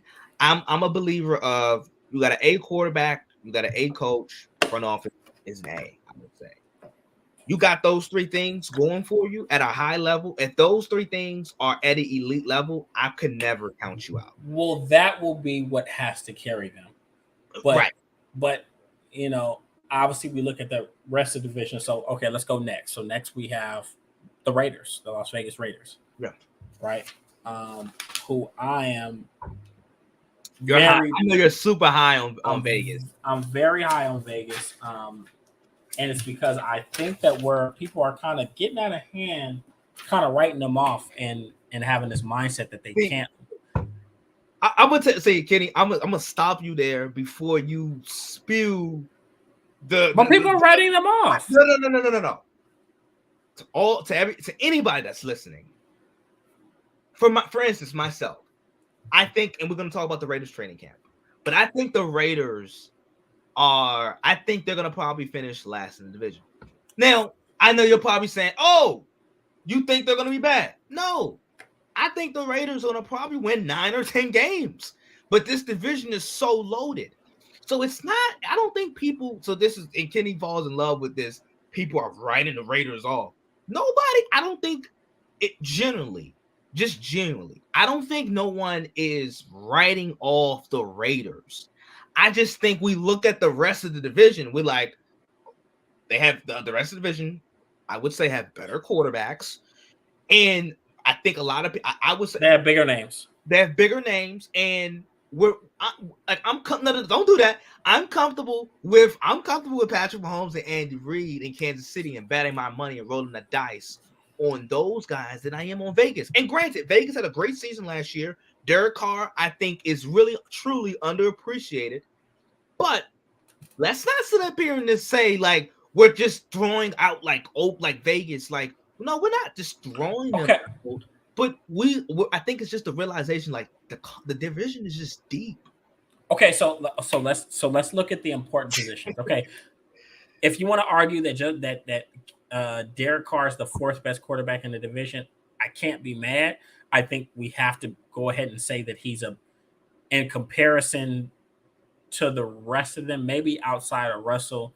And honestly, I mean, I'm kind of still torn on Pat. I think that what I'm saying is I think that Derek is a better leader of men. I think Derek has great intangibles, and I think that that's what was able to carry that team with all the adversity that they went through in one season. Once again, we just talked about Justin Herbert not being able to make it into the playoffs. Now that's just from a quarterback standpoint. Let's look at the head coaching position. There's a fair assessment that Josh McDaniels is probably the 2nd best coach in that division. By default. We've never seen Nathaniel Hackett. We don't know what he's going to do. And Brandon Staley was a defensive coach. I know I'm good friends with a guy that even played from in college. He's a defensive coach, and he had the 32nd ranked fucking defense.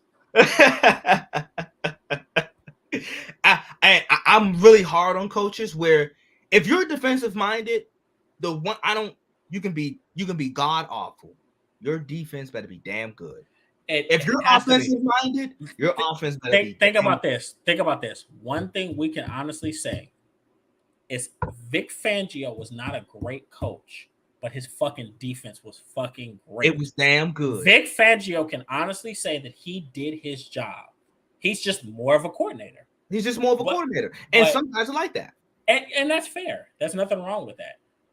But when we look at this division, I think the Raiders have less unknown commodities in comparison to some of the other teams.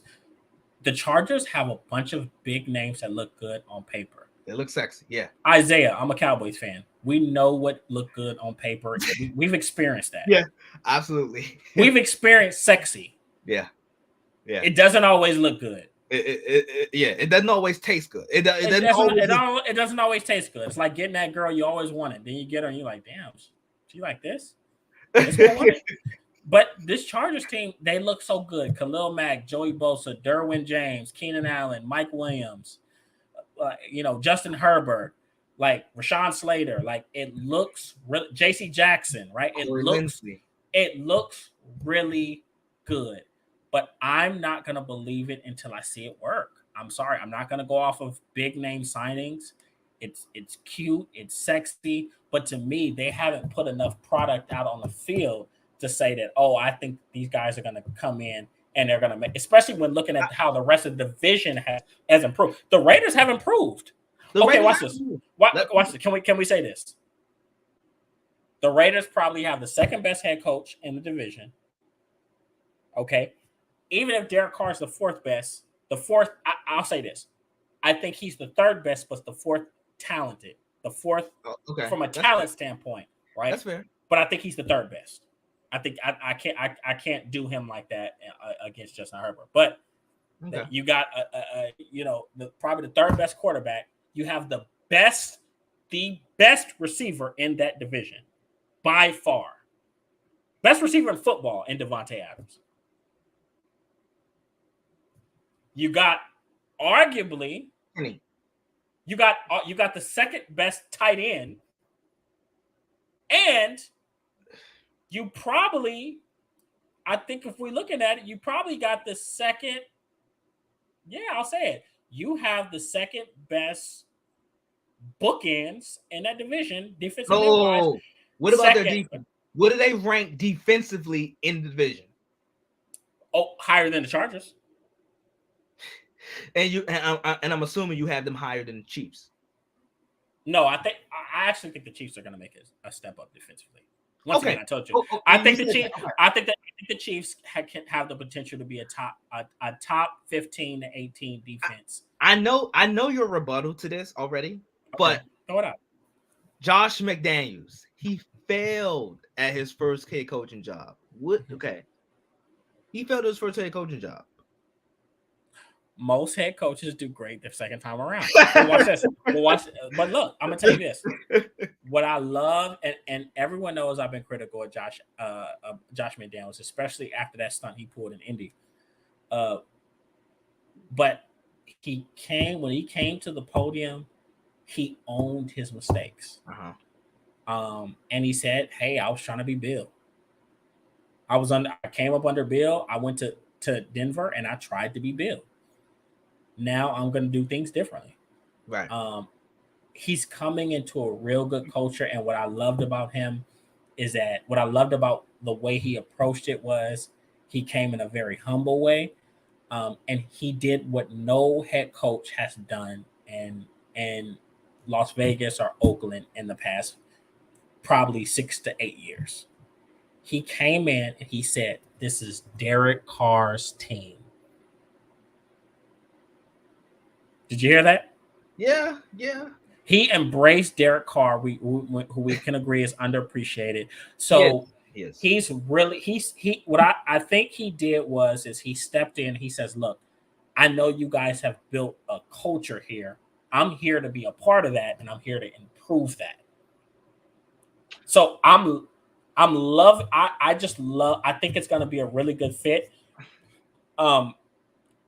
His Josh McDaniels offense isn't easy, but guess what?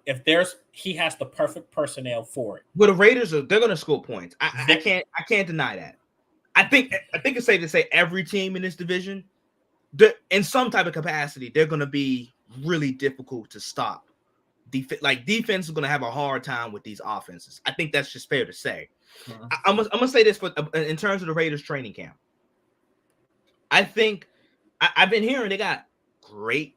To your point, they have great depth at the defensive back position. So that can go a long way. This kid Nate Hobbs, he is probably their most versatile DB. They're gonna utilize him a lot, I feel.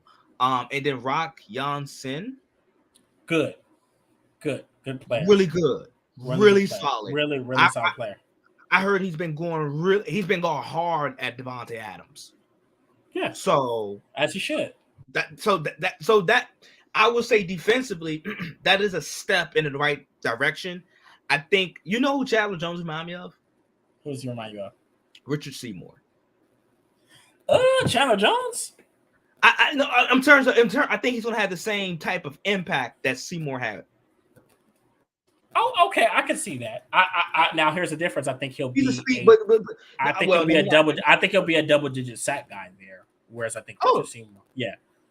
Absolutely, yes. Right. Yeah. And then they have Max Crosby. Now they do have Kyle Fackwell on IR. So that should be pretty interesting. We'll see what his timetable is, and it's an undisclosed injury. So we'll see what happens there. He's supposed to be in the rotation with Crosby and Chandler Jones. But in terms of defense, because I think the making of a great defense starts really up front. And especially in today's game, if you have two really good edge rushers, which Vegas does, it gives you the margin for error in the secondary. And you can be average, you can be somewhat average to good in the secondary, decent in the secondary, if you have really good edge rushers. So at that point, I will say that the Raiders, I have them finishing fourth, and I think they're going to be a 9 or 10 win team, and I think they'd be a borderline playoff team. But it wouldn't surprise me if the Raiders won this division. It wouldn't surprise me if they finished second. So look at their acquisitions. First of all, you look. We knew Josh McDaniels was going to bring something. He brought Brandon Bolden with him, right, from New England. Amir Abdullah. You got Devontae Adams. Yeah. They gave Hunter Renfrow an extension. They signed DeMarcus Robinson, right, who used to be in Kansas City. Obviously, they gave Max Crosby an extension. They signed Chandler Jones. Two players who I think is going to be big. Vernon Butler. They signed Vernon Butler, he was a first-round pick out of Louisiana Tech a few years back. Not spectacular, but a rugged guy, big guy, run stopper, very athletic. Jonathan Hankins, they re-signed him. Bilal Nichols, they re-signed him, who was actually playing very well going into the postseason. They got Kenny Young, Rocket Sin, and they got Deron Harmon, who was also a New England guy. Yeah. And Patrick Graham, who was in New York, is going to be their defensive coordinator. And we know him. He does really good with disguised blitzes. And that's why I think Nate Hobbs is going to be he's going to be a real true asset. Exactly. I just look at, we can talk about their linebacking core. I think Denzel Perriman is good, right? Obviously, he made the Pro Bowl last year, so he's not a bum. Yeah. But I can see them. They don't need to be great defensively to make the playoffs. They just need to be serviceable and be situationally good, which is a very real possibility. So if you got it's fair to say, if you got two elite bookends in Max Crosby, whose arrow is pointing upwards, and Chandler Jones, who nobody has more sacks than him since his past 6 years. Yeah, 6 years. No one has more sacks than Chandler Jones. Yeah. I don't see why people look at that team or look at that defense and say, oh, that's their Achilles heel. But once again, you have the Chargers who still have to prove it. I think Kansas City is kind of put themselves up there. And then Denver, who, we'll talk about here pretty soon, is probably has the best pure defense in that division. Yeah. But I'm not as down on this team as everybody else. I think they had to make some improvements. I think if we look at their Achilles heel, it's probably offensive line wise, which I'm sure that they'll find ways to work around, and there'll be some improvements. I tell you this, I give you your just due. If the Raiders come out and win 11, 12 games, I give you just due. It wouldn't surprise. I'll put you like this: it wouldn't surprise me if they won the division. It wouldn't. That's what I said. Surprise me if they won the division. I had them where I have them, but I think this is definitely anybody's division. But I just have them where I have them, so it wouldn't surprise me if they were to win the division. Right. So I'm pretty high on them. It's gonna be interesting. It's definitely gonna be interesting to watch. They lost some players, but I truly believe that they're trending in the right direction. I'm just excited to see Derek Carr and that Josh McDaniels offense that works so well for Tom Brady. And one thing we know about Josh McDaniels is he can make the most out of less. But he don't have less. He doesn't have less. Now he has more. He has an arsenal of weapons. You have a Hunter Renfrow, who's probably a perfect fit for what you want to do offensively from the slot position. Yep. You have Devontae Adams, who is arguably the best route runner in football.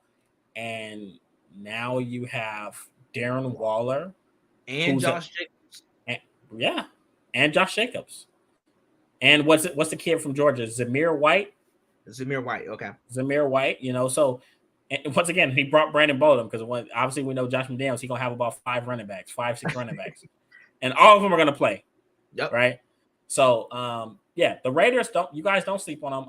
I got them winning 10+ games. They won 9 last year. With their head coach resigning, supposed number one wide receiver currently fighting for his life, his natural life, because he might be in prison. It was a travesty, and they still made the playoffs. So that just speaks to the strong culture that they have, and I think a lot of that's also had a last place schedule. Does it mean anything? They beat the teams they need to beat down the stretch. Let's look at the games they won down the stretch. They beat Indianapolis. Right. Watch this. And we can all agree that everyone had the Colts in the playoffs. Yeah. Everyone had the Chargers in the playoffs. Absolutely. They beat playoff teams down the stretch, and they did it. And they did it without some of their best players. They did. I give you that. So they're tough. My thing, they're just I love tough teams. That's what the Raiders are. They're a tough team. So I don't want. Yeah. So that's my thought on them. He says he thinks it's going to be. I think it's going to be 11. I think they could possibly even win a division. So let's see what happens. Yeah. So obviously next we should have. Who we have now? We should have. I guess we can. It should be the Broncos. It should be the Broncos, right? If we're going in order. Okay, yeah. Then we're going to order. Well, because the Broncos finished third in their division, right? The Chargers did. No, the Broncos did. Oh, no, you're right. No, you're right. You're right. It was. I'm gonna say because they were. It was like a win. You're in. Right. It was a win. You're in. You're right. So okay. So Chargers. So obviously, Darren James, he's looking for an extension, and you can tell me briefly how you feel about that. How you feel about him like seeking an extension where he's probably going to be the highest paid safety ever. He needs to fucking stay healthy first. I would agree with you. In so many words. But now we're in a place in the National Football League where players have that power. We just seen it with Kyler Murray. Yep. That even if they haven't stayed healthy or they've been inconsistent, it's kind of like, well, who are you going to have come in and replace me and do what I do? Right. So the football guy in me is like, I'm annoyed by it, but from a business standpoint, I understand where they're coming from because the truth is Derwin James gets hurt so much. If I'm him, I'm going for the gusto. I'm going for the money right now because he could be an injury. He could get injured next year, and then it's over. It's over, or they've kind of written him off, and they're going to let him go. I mean, look at Jason Verrett. Mm-hmm.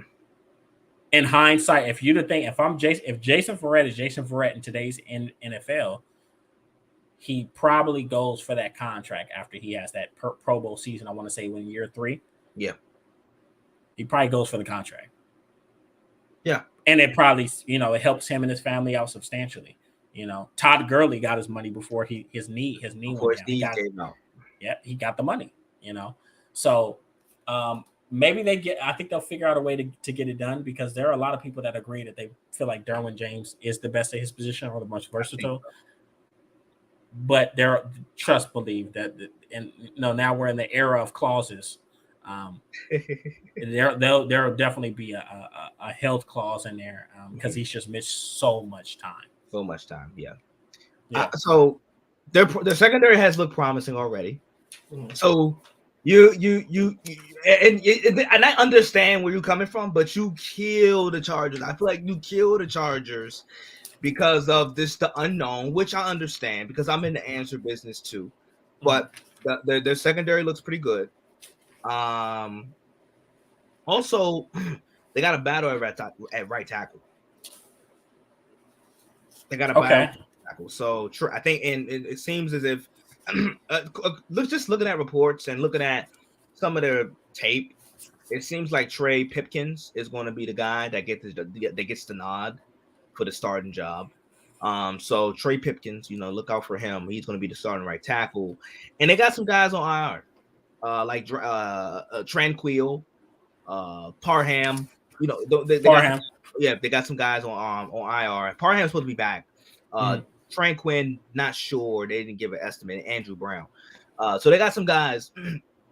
They got some guys on IR as well. But I think with this Chargers team, we can both agree that it's like put up or shut up. Like I think this is a big year for Justin Herbert. I think this is a big year for Brandon Staley as a head coach, because it's like, especially Brandon Staley, because I think a lot of people are sold on Herbert. Like, he obviously got to get his team to the playoffs, but I think a lot of people are like, Herbert's your guy. Now it's time for Brandon Staley. Like, I thought at times he got really emotional last year, and with his play calling it was very controversial. He got cute. He got cute a lot. Cute. He did. Yeah, he did cute a lot. I was also say Isaiah Spiller, rookie running back. He's shown kind of resembles Austin Eckler, where he's a really good receiving back as well. Right. But I think, like I said, the Chargers is kind of put up or shut up this year. Hopefully they stay healthy. They got a lot of big name guys on both sides of the ball. So for me, the Chargers, I think they're gonna probably win 11 games. If health is on their side, I see no reason why they can't win double digit. I have them winning 8 or 9.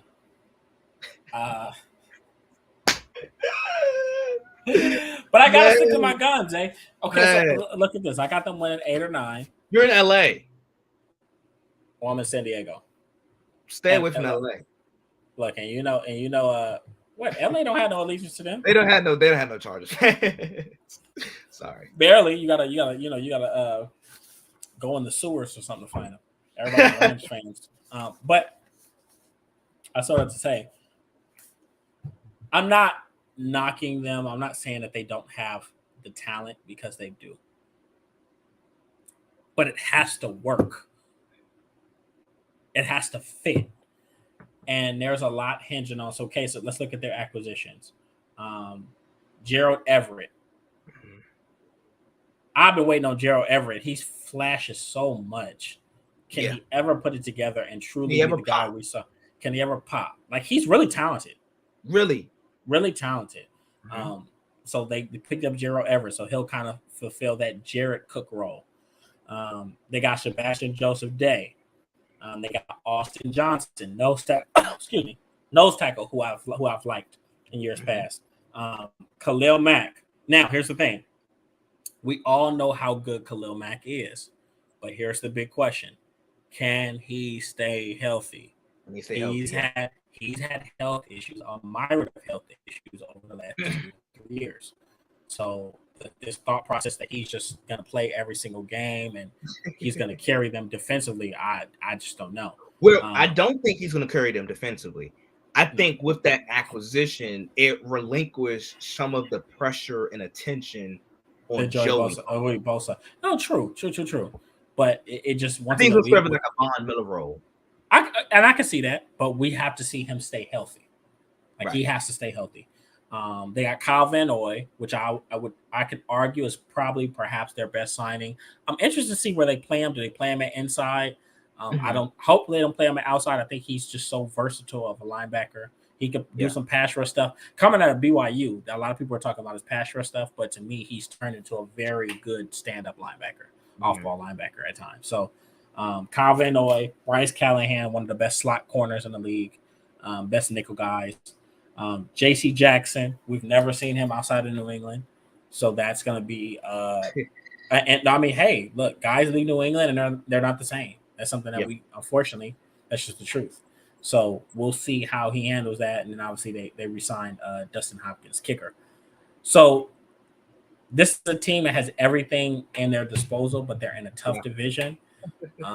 And they're going to have to prove it and put it all together. And a lot of that's going to fall on Brandon Staley and where he is as a coach. I like Brandon Staley. I like some of the, I like his mindset. I get it.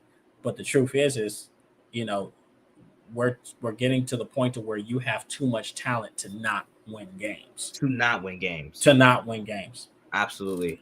I second everything you said. It's just about the Chargers just putting it all together. And if it works, I think their ceiling is really high because we can allude to the talent that they have on both sides of the ball. So I think their ceiling is really high. But I think with Staley, I want to see a little bit more. I need to see his defense get better because as I talked about, if you're a defensive head coach, I'm expecting your defense to be lights out. Right. If you're an offensive head coach, if anything, your offense should be lights out. So I'm expecting his defense to be a little bit better. I know if we're adding context to things, contextualizing things, there was some guys missing the secondary, which made their back end very susceptible and vulnerable. That's why I thought coming down the stretch, they lost a lot of games, just a lot of careless games because their secondary was just atrocious and injury and then banged up. So right. I'm thinking that's what if they can stay healthy, I like the Chargers. 8 or 9 games for me.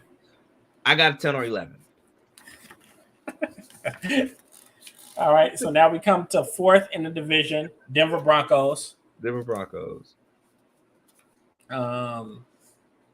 I mean, we've talked a lot about them. Obviously, Russell Wilson gets traded from the Seahawks, comes into a great situation where they still have a vast majority of their talent and their weapons. Still got Jerry Jeudy, still got KJ Hamler. Yeah. Granted, they had to get rid of Noah Fant, but they still have, that pretty much elite dual running back of Melvin Gordon and was it Javon Williams? Mm-hmm. So I mean, it's a lot working for them, and defensively, they didn't have to give up too much to get Russ. Like, so they have a pretty solid foundation. I would say my only doubts are head coach. I mean, what we don't know what we don't know. We can say that it's cute and but Nathaniel Hackett was with Aaron Rodgers. Aaron Rodgers is a football genius. So and we see what's going on with Mike McCarthy right now in Dallas. What do I tell people?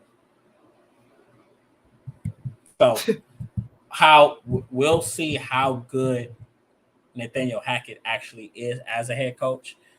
And I think a lot of pressure is on Russell Wilson to deliver because for so long he wanted to get put into a position where he kind of had those free reins to make organizational decisions, and he could really be. I think in Denver they're going to give him the keys to do what he wants to do, but with the keys comes with great power comes great responsibility. So you want to play around, and so you better make sure you make the right decisions, and if you don't, you better be ready and willing to deal with the backlash that comes with that. I tell you this about the Denver Broncos, and this is the team I have winning the division. As you can see, Kenny just if it's not the Raiders, it's like they got some pretty good pieces. I have my questions. I believe in Denver. I just think they have a huge unknown commodity head coach. You're right, and you're right. No, seriously, they're the vital part of their team in terms of head coaching. We don't know. We don't know. We don't have an idea. So you're right. Defensively, we know what they can do. We know I think the strength. Like I would probably say the strength of their defense is probably the secondary, but they don't have a bad front seven. I'm looking at some of the guys on their front. Speaking of their front seven, obviously we know about Bradley Chubb. We know about Randy Gregory. Gregory's already kind of hurt, banged up. But they say he's expected. The team is expecting him to play week 1. He'd be set for week 1. But I'm looking at a guy like a Byron Browning, or the kid they drafted, Nick Benatino. Those guys have allegedly those guys have performed. They performed really well in camp. So that'll be a nice addition to their rotation in terms of their front four and their being able to rush the quarterback. I would say this: I think Jerry Jeudy's gonna have a breakout year. Yeah, I see that. I mean, it's about time. Year 3, it's year 3, and look at the guys who's throwing him the football. But I do agree. I think he's gonna have a breakout year. He's a really clean route runner, and I think that's gonna work with. I think that's gonna work with Russ. I can see him and Russ really connecting down the field. Because I tell you this all the time. I think Russell Wilson arguably throws the best deep ball, and I would say probably the most catchable deep ball because it lands right in the breadbasket every time. It's like dropping something off the rafters, and it just falls into the receiver's hand. True. That's absolutely true. So I think Denver, KJ Hamler, who I'm really high on out of Penn State. I like KJ Hamler a lot. He's banged up though, but I think he can really be really purposeful. I think here's the thing. Here's not the dilemma, but kind of like a good situation. And Russ wants to be the guy. And I think Russ kind of has like, I think he has this element about himself where he wants to be the guy, but he don't want to be the only guy. You know what I mean?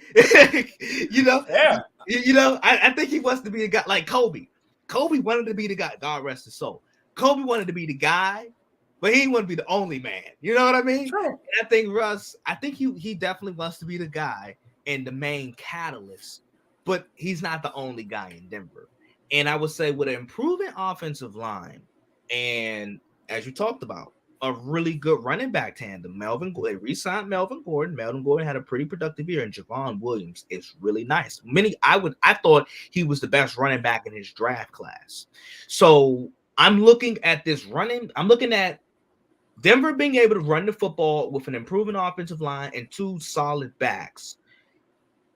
The balance, I want to see how they find a balance between Russ and the passing attack and being able to still run the football. Like I said, I think Russ wants to be able to let it fly, but I think if you can keep Russ in that 30 to 35 passing attempt range, I think that would go a long way and that'll serve purpose. Because honestly, no quarterback should be throwing the football 40, 45 times. Because at that point, it's not a recipe for success. It's not a recipe for success. It's for success. Like it's just not. We see it in baseball where like a lot of baseball teams don't want their ace going deep into the latter part of the innings. They don't want their ace going 7, 8, 9 innings deep. You want to keep their arms fresh. Same thing with a quarterback where like you're bound to make a mistake. The longer you pitch, the more bound and the more likely you're gonna throw a ball in that zone and it's gonna be gone. Same thing with a quarterback. The more throws, the more reps, the more attempts, you're bound to make a mistake. So if they keep it in that 30 to 35 range, I think that is good balance for the Denver Broncos offensively. And I agree. When looking at an overview of their entire roster, they really don't have weaknesses. They have weaknesses. They don't. They're probably I could argue that they're probably one of the more complete teams in the National Football League. They just have questions at the head coach position. And then once again, we're going to have to see how Rush translates. But, I mean, you got a Pro Bowl #1 in Cortland Sutton. You got Bradley Chubb, who's already proven he could be a double-digit sack guy. It's just, can he stay healthy? You got Randy Gregory, who, even though he's a little older of a prospect and he can be banged up sometimes when he's on the field, he's really unlocked his gifts as a pass rusher and even stopping the run. So the pieces are there, but do they have the person that's going to be able to put them in place? Or will he waste it and squander that opportunity? So that's the thing that's going to come down to because when you're playing against a Andy Reid, it's going to come down to coaching. Mm-hmm. So that is my biggest doubt with that franchise. But once again, they've done so much well.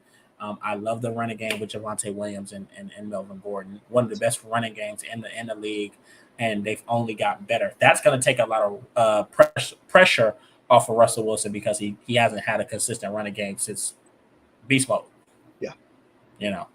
So it's gonna be exciting and fun to watch.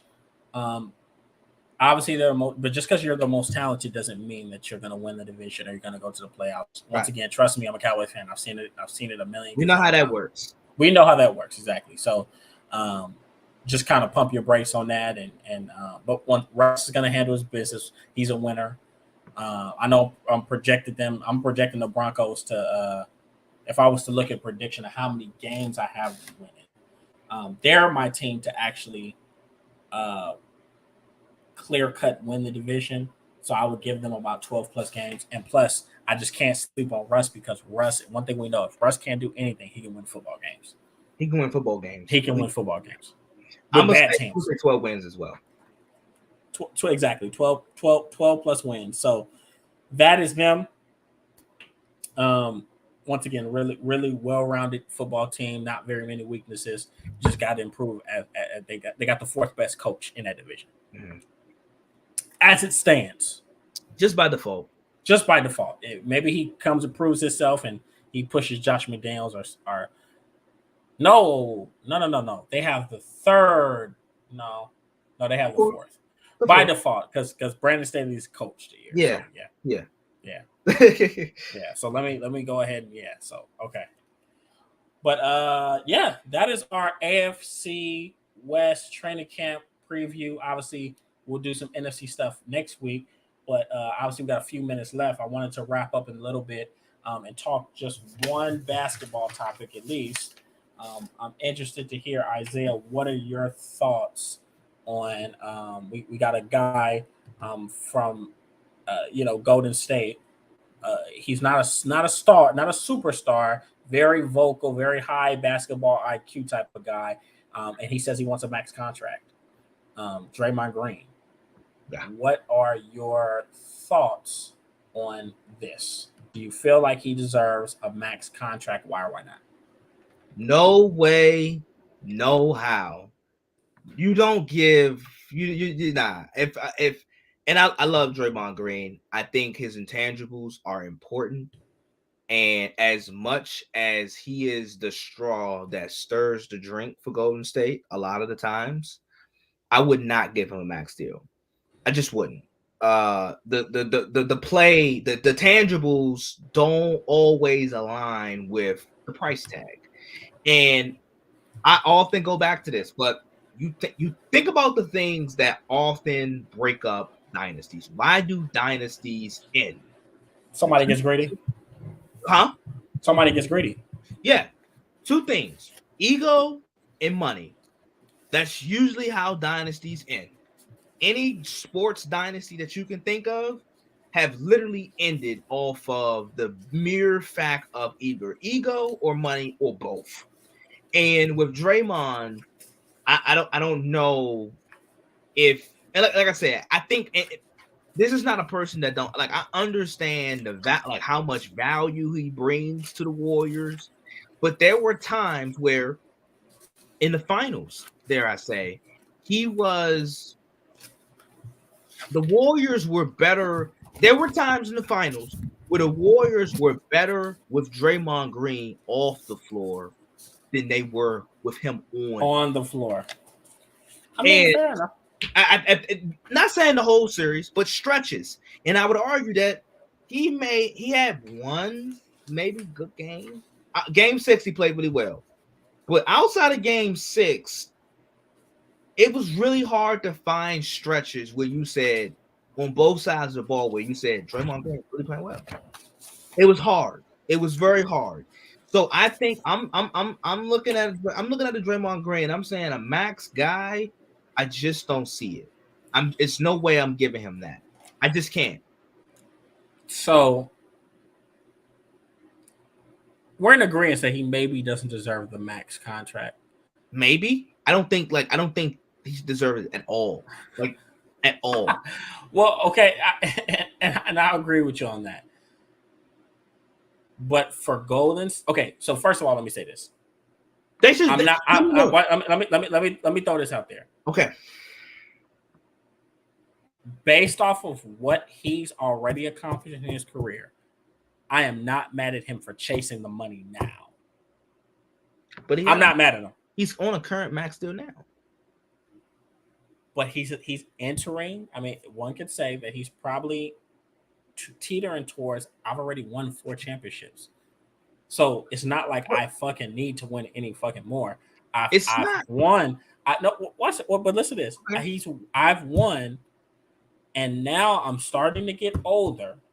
It's probably time to go ahead and start thinking about the money.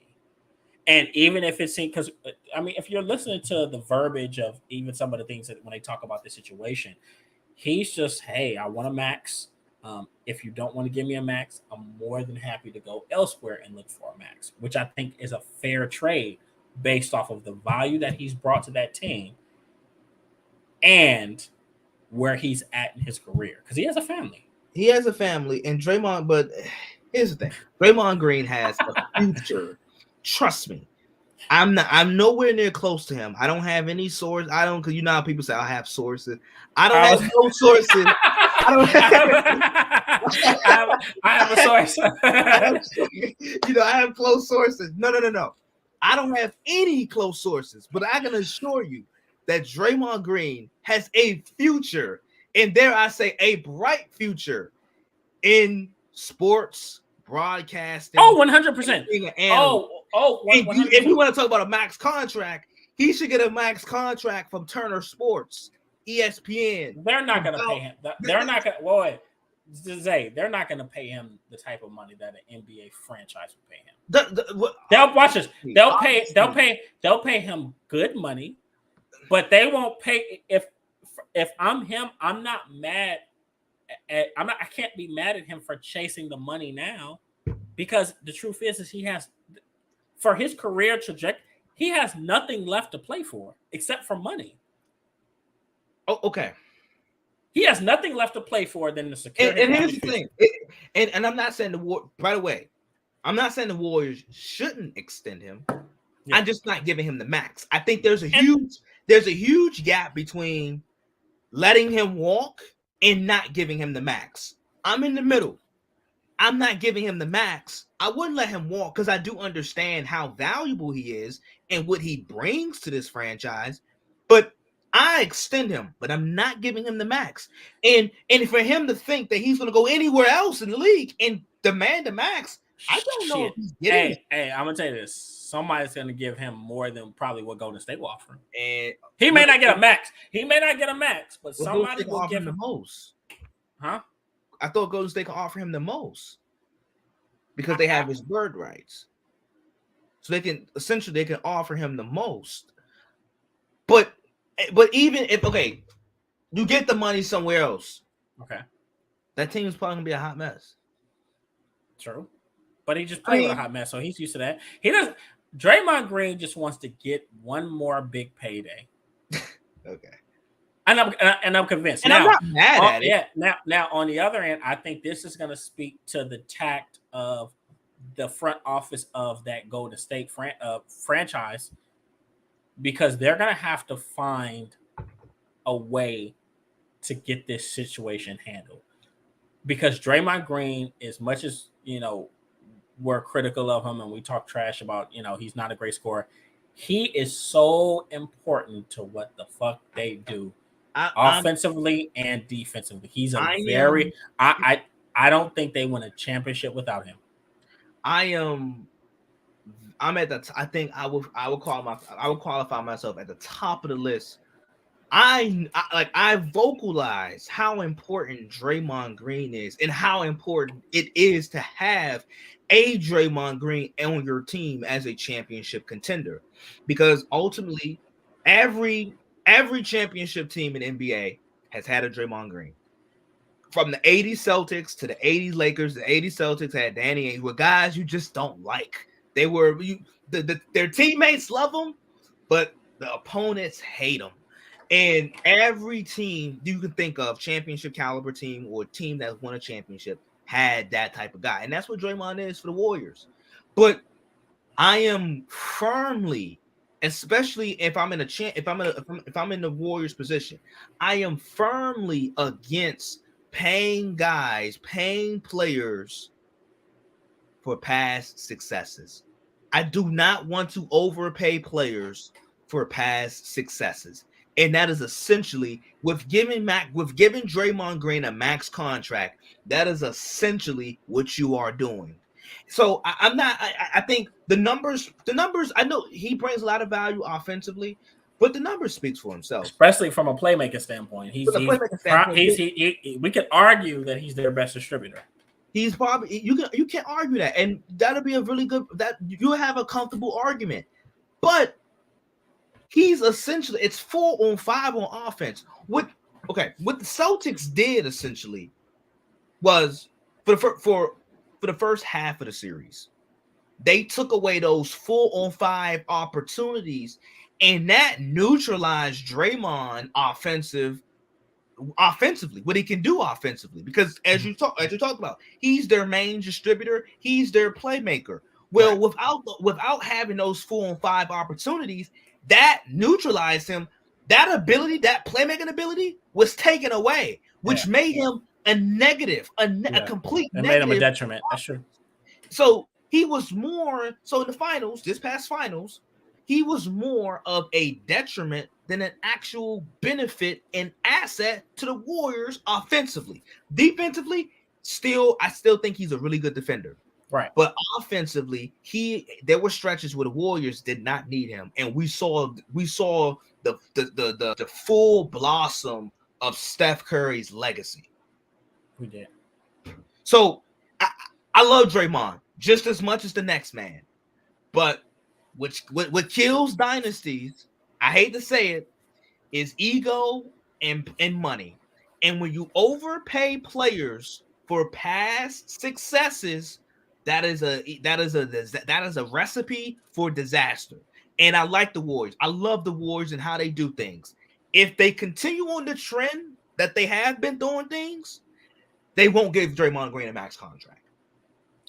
But I believe that there's got to be some form of a compromise that they come down to.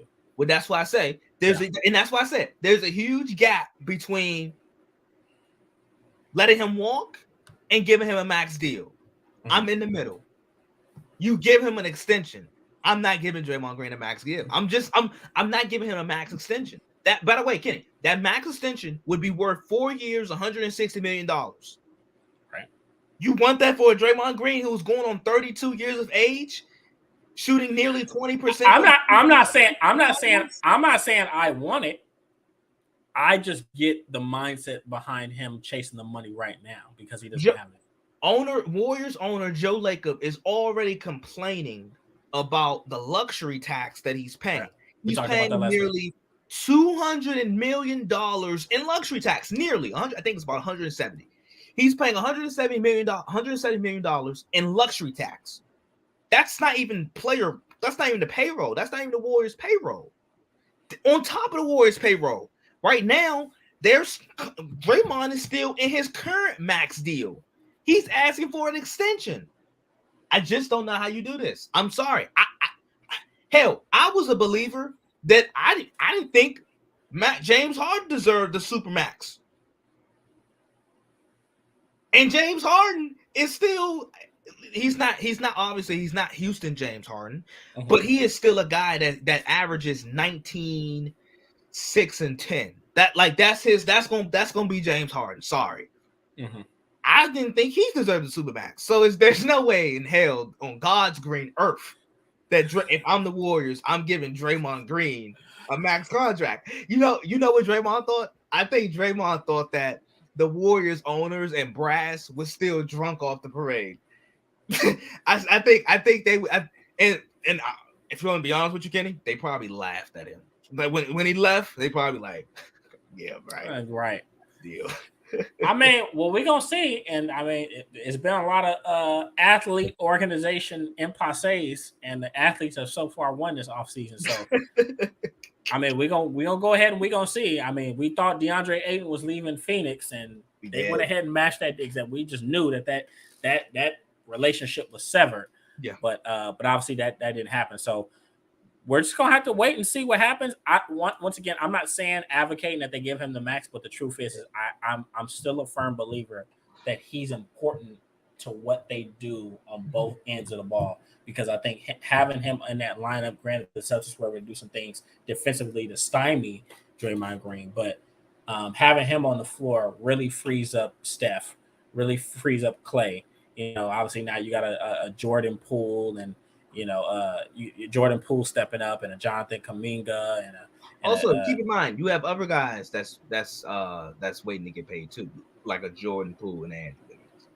Yeah, so it once again, it's going to take some technical, and at some point, you're going to have to break this thing up. These guys have made their money; they've won championships eventually, but I think maybe they figure something out for this last year. I don't see him being there long term. I mean, he could either, if he's not gone this offseason, I can see him being gone the next or somebody, but they have to break this thing up. It's just time. You have to give these young guys room to grow. A Jordan Poole, a Jonathan Kuminga, or hope maybe a James Wiseman if they decide to keep him. So, yeah, I mean, I get what you're saying. It makes perfect sense. I just feel like they have to figure something out, because that guy, they don't win any of these championships without Draymond Green. Sure. Yeah. It's like, sure, maybe, right? Right? You don't want to give me the benefit. I like Draymond. I really do. I like Draymond. Mm-hmm. I just don't think he deserved the max at this point. But I like Draymond. I know how important he is. I got you. Yeah, man. But man, like I said, it's been a good Rooted in Sports Monday episode. We were able to sift through a slew of different topics. Yeah. Julio the range Jones is crazy. You said the what? The range is crazy. Oh, it's crazy. We did a great range. The range was like we get a little bit of everything. Yeah, we did. We covered. We talked about everything. We was able to hit some basketball at the end. AFC West was very, very fun. Look out for the NFC West next week. So that's going to be a lot of fun. But yeah, I mean, like I said, football is here. The Hall of Fame game is what, this week? Thursday, I think. Yeah, We're here. We're here. We're here. I'm excited. I'm gonna say this: the worst time, and I think I can say this for like any woman that that wants to date me or anything like that. Football season. Hey, good luck. Good luck. If you don't plan on watching football, good luck, sis. Because I'm Monday, Thursday, like it's this is the best time of year. So it is. Stay tuned. Obviously, we'll have more to follow next week. More training camp previews, maybe a little bit more NBA news, and a slew of more football topics. But it's definitely going to be a lot of fun. Absolutely. But Zay, it's always an appreciation having you on. We got another episode of the Isaiah Kit podcast coming soon. We do. This upcoming week, we're gonna be covering obviously the Deshaun Watson topic and so forth. And like you said, man, we're getting. I'm very much excited for football season. So that should be really exciting. But Thursday, we got the Hall of Fame game, so that should be pretty cool. Most definitely. Yeah. Well, like I said, always a pleasure having you on. Like I said, you're an honorary Rooted in Sports member, and obviously he's been on both my platforms, and I've been able to be on his before. Looking to go on pretty soon here. Mm-hmm. Yeah. But yeah, man. Like I said, that's Rooted Sports Monday. Fun. And we'll go ahead and pack it up, and we'll get everything prepped, and we'll be back next Monday to talk to you guys. Cool. Deuces, y'all.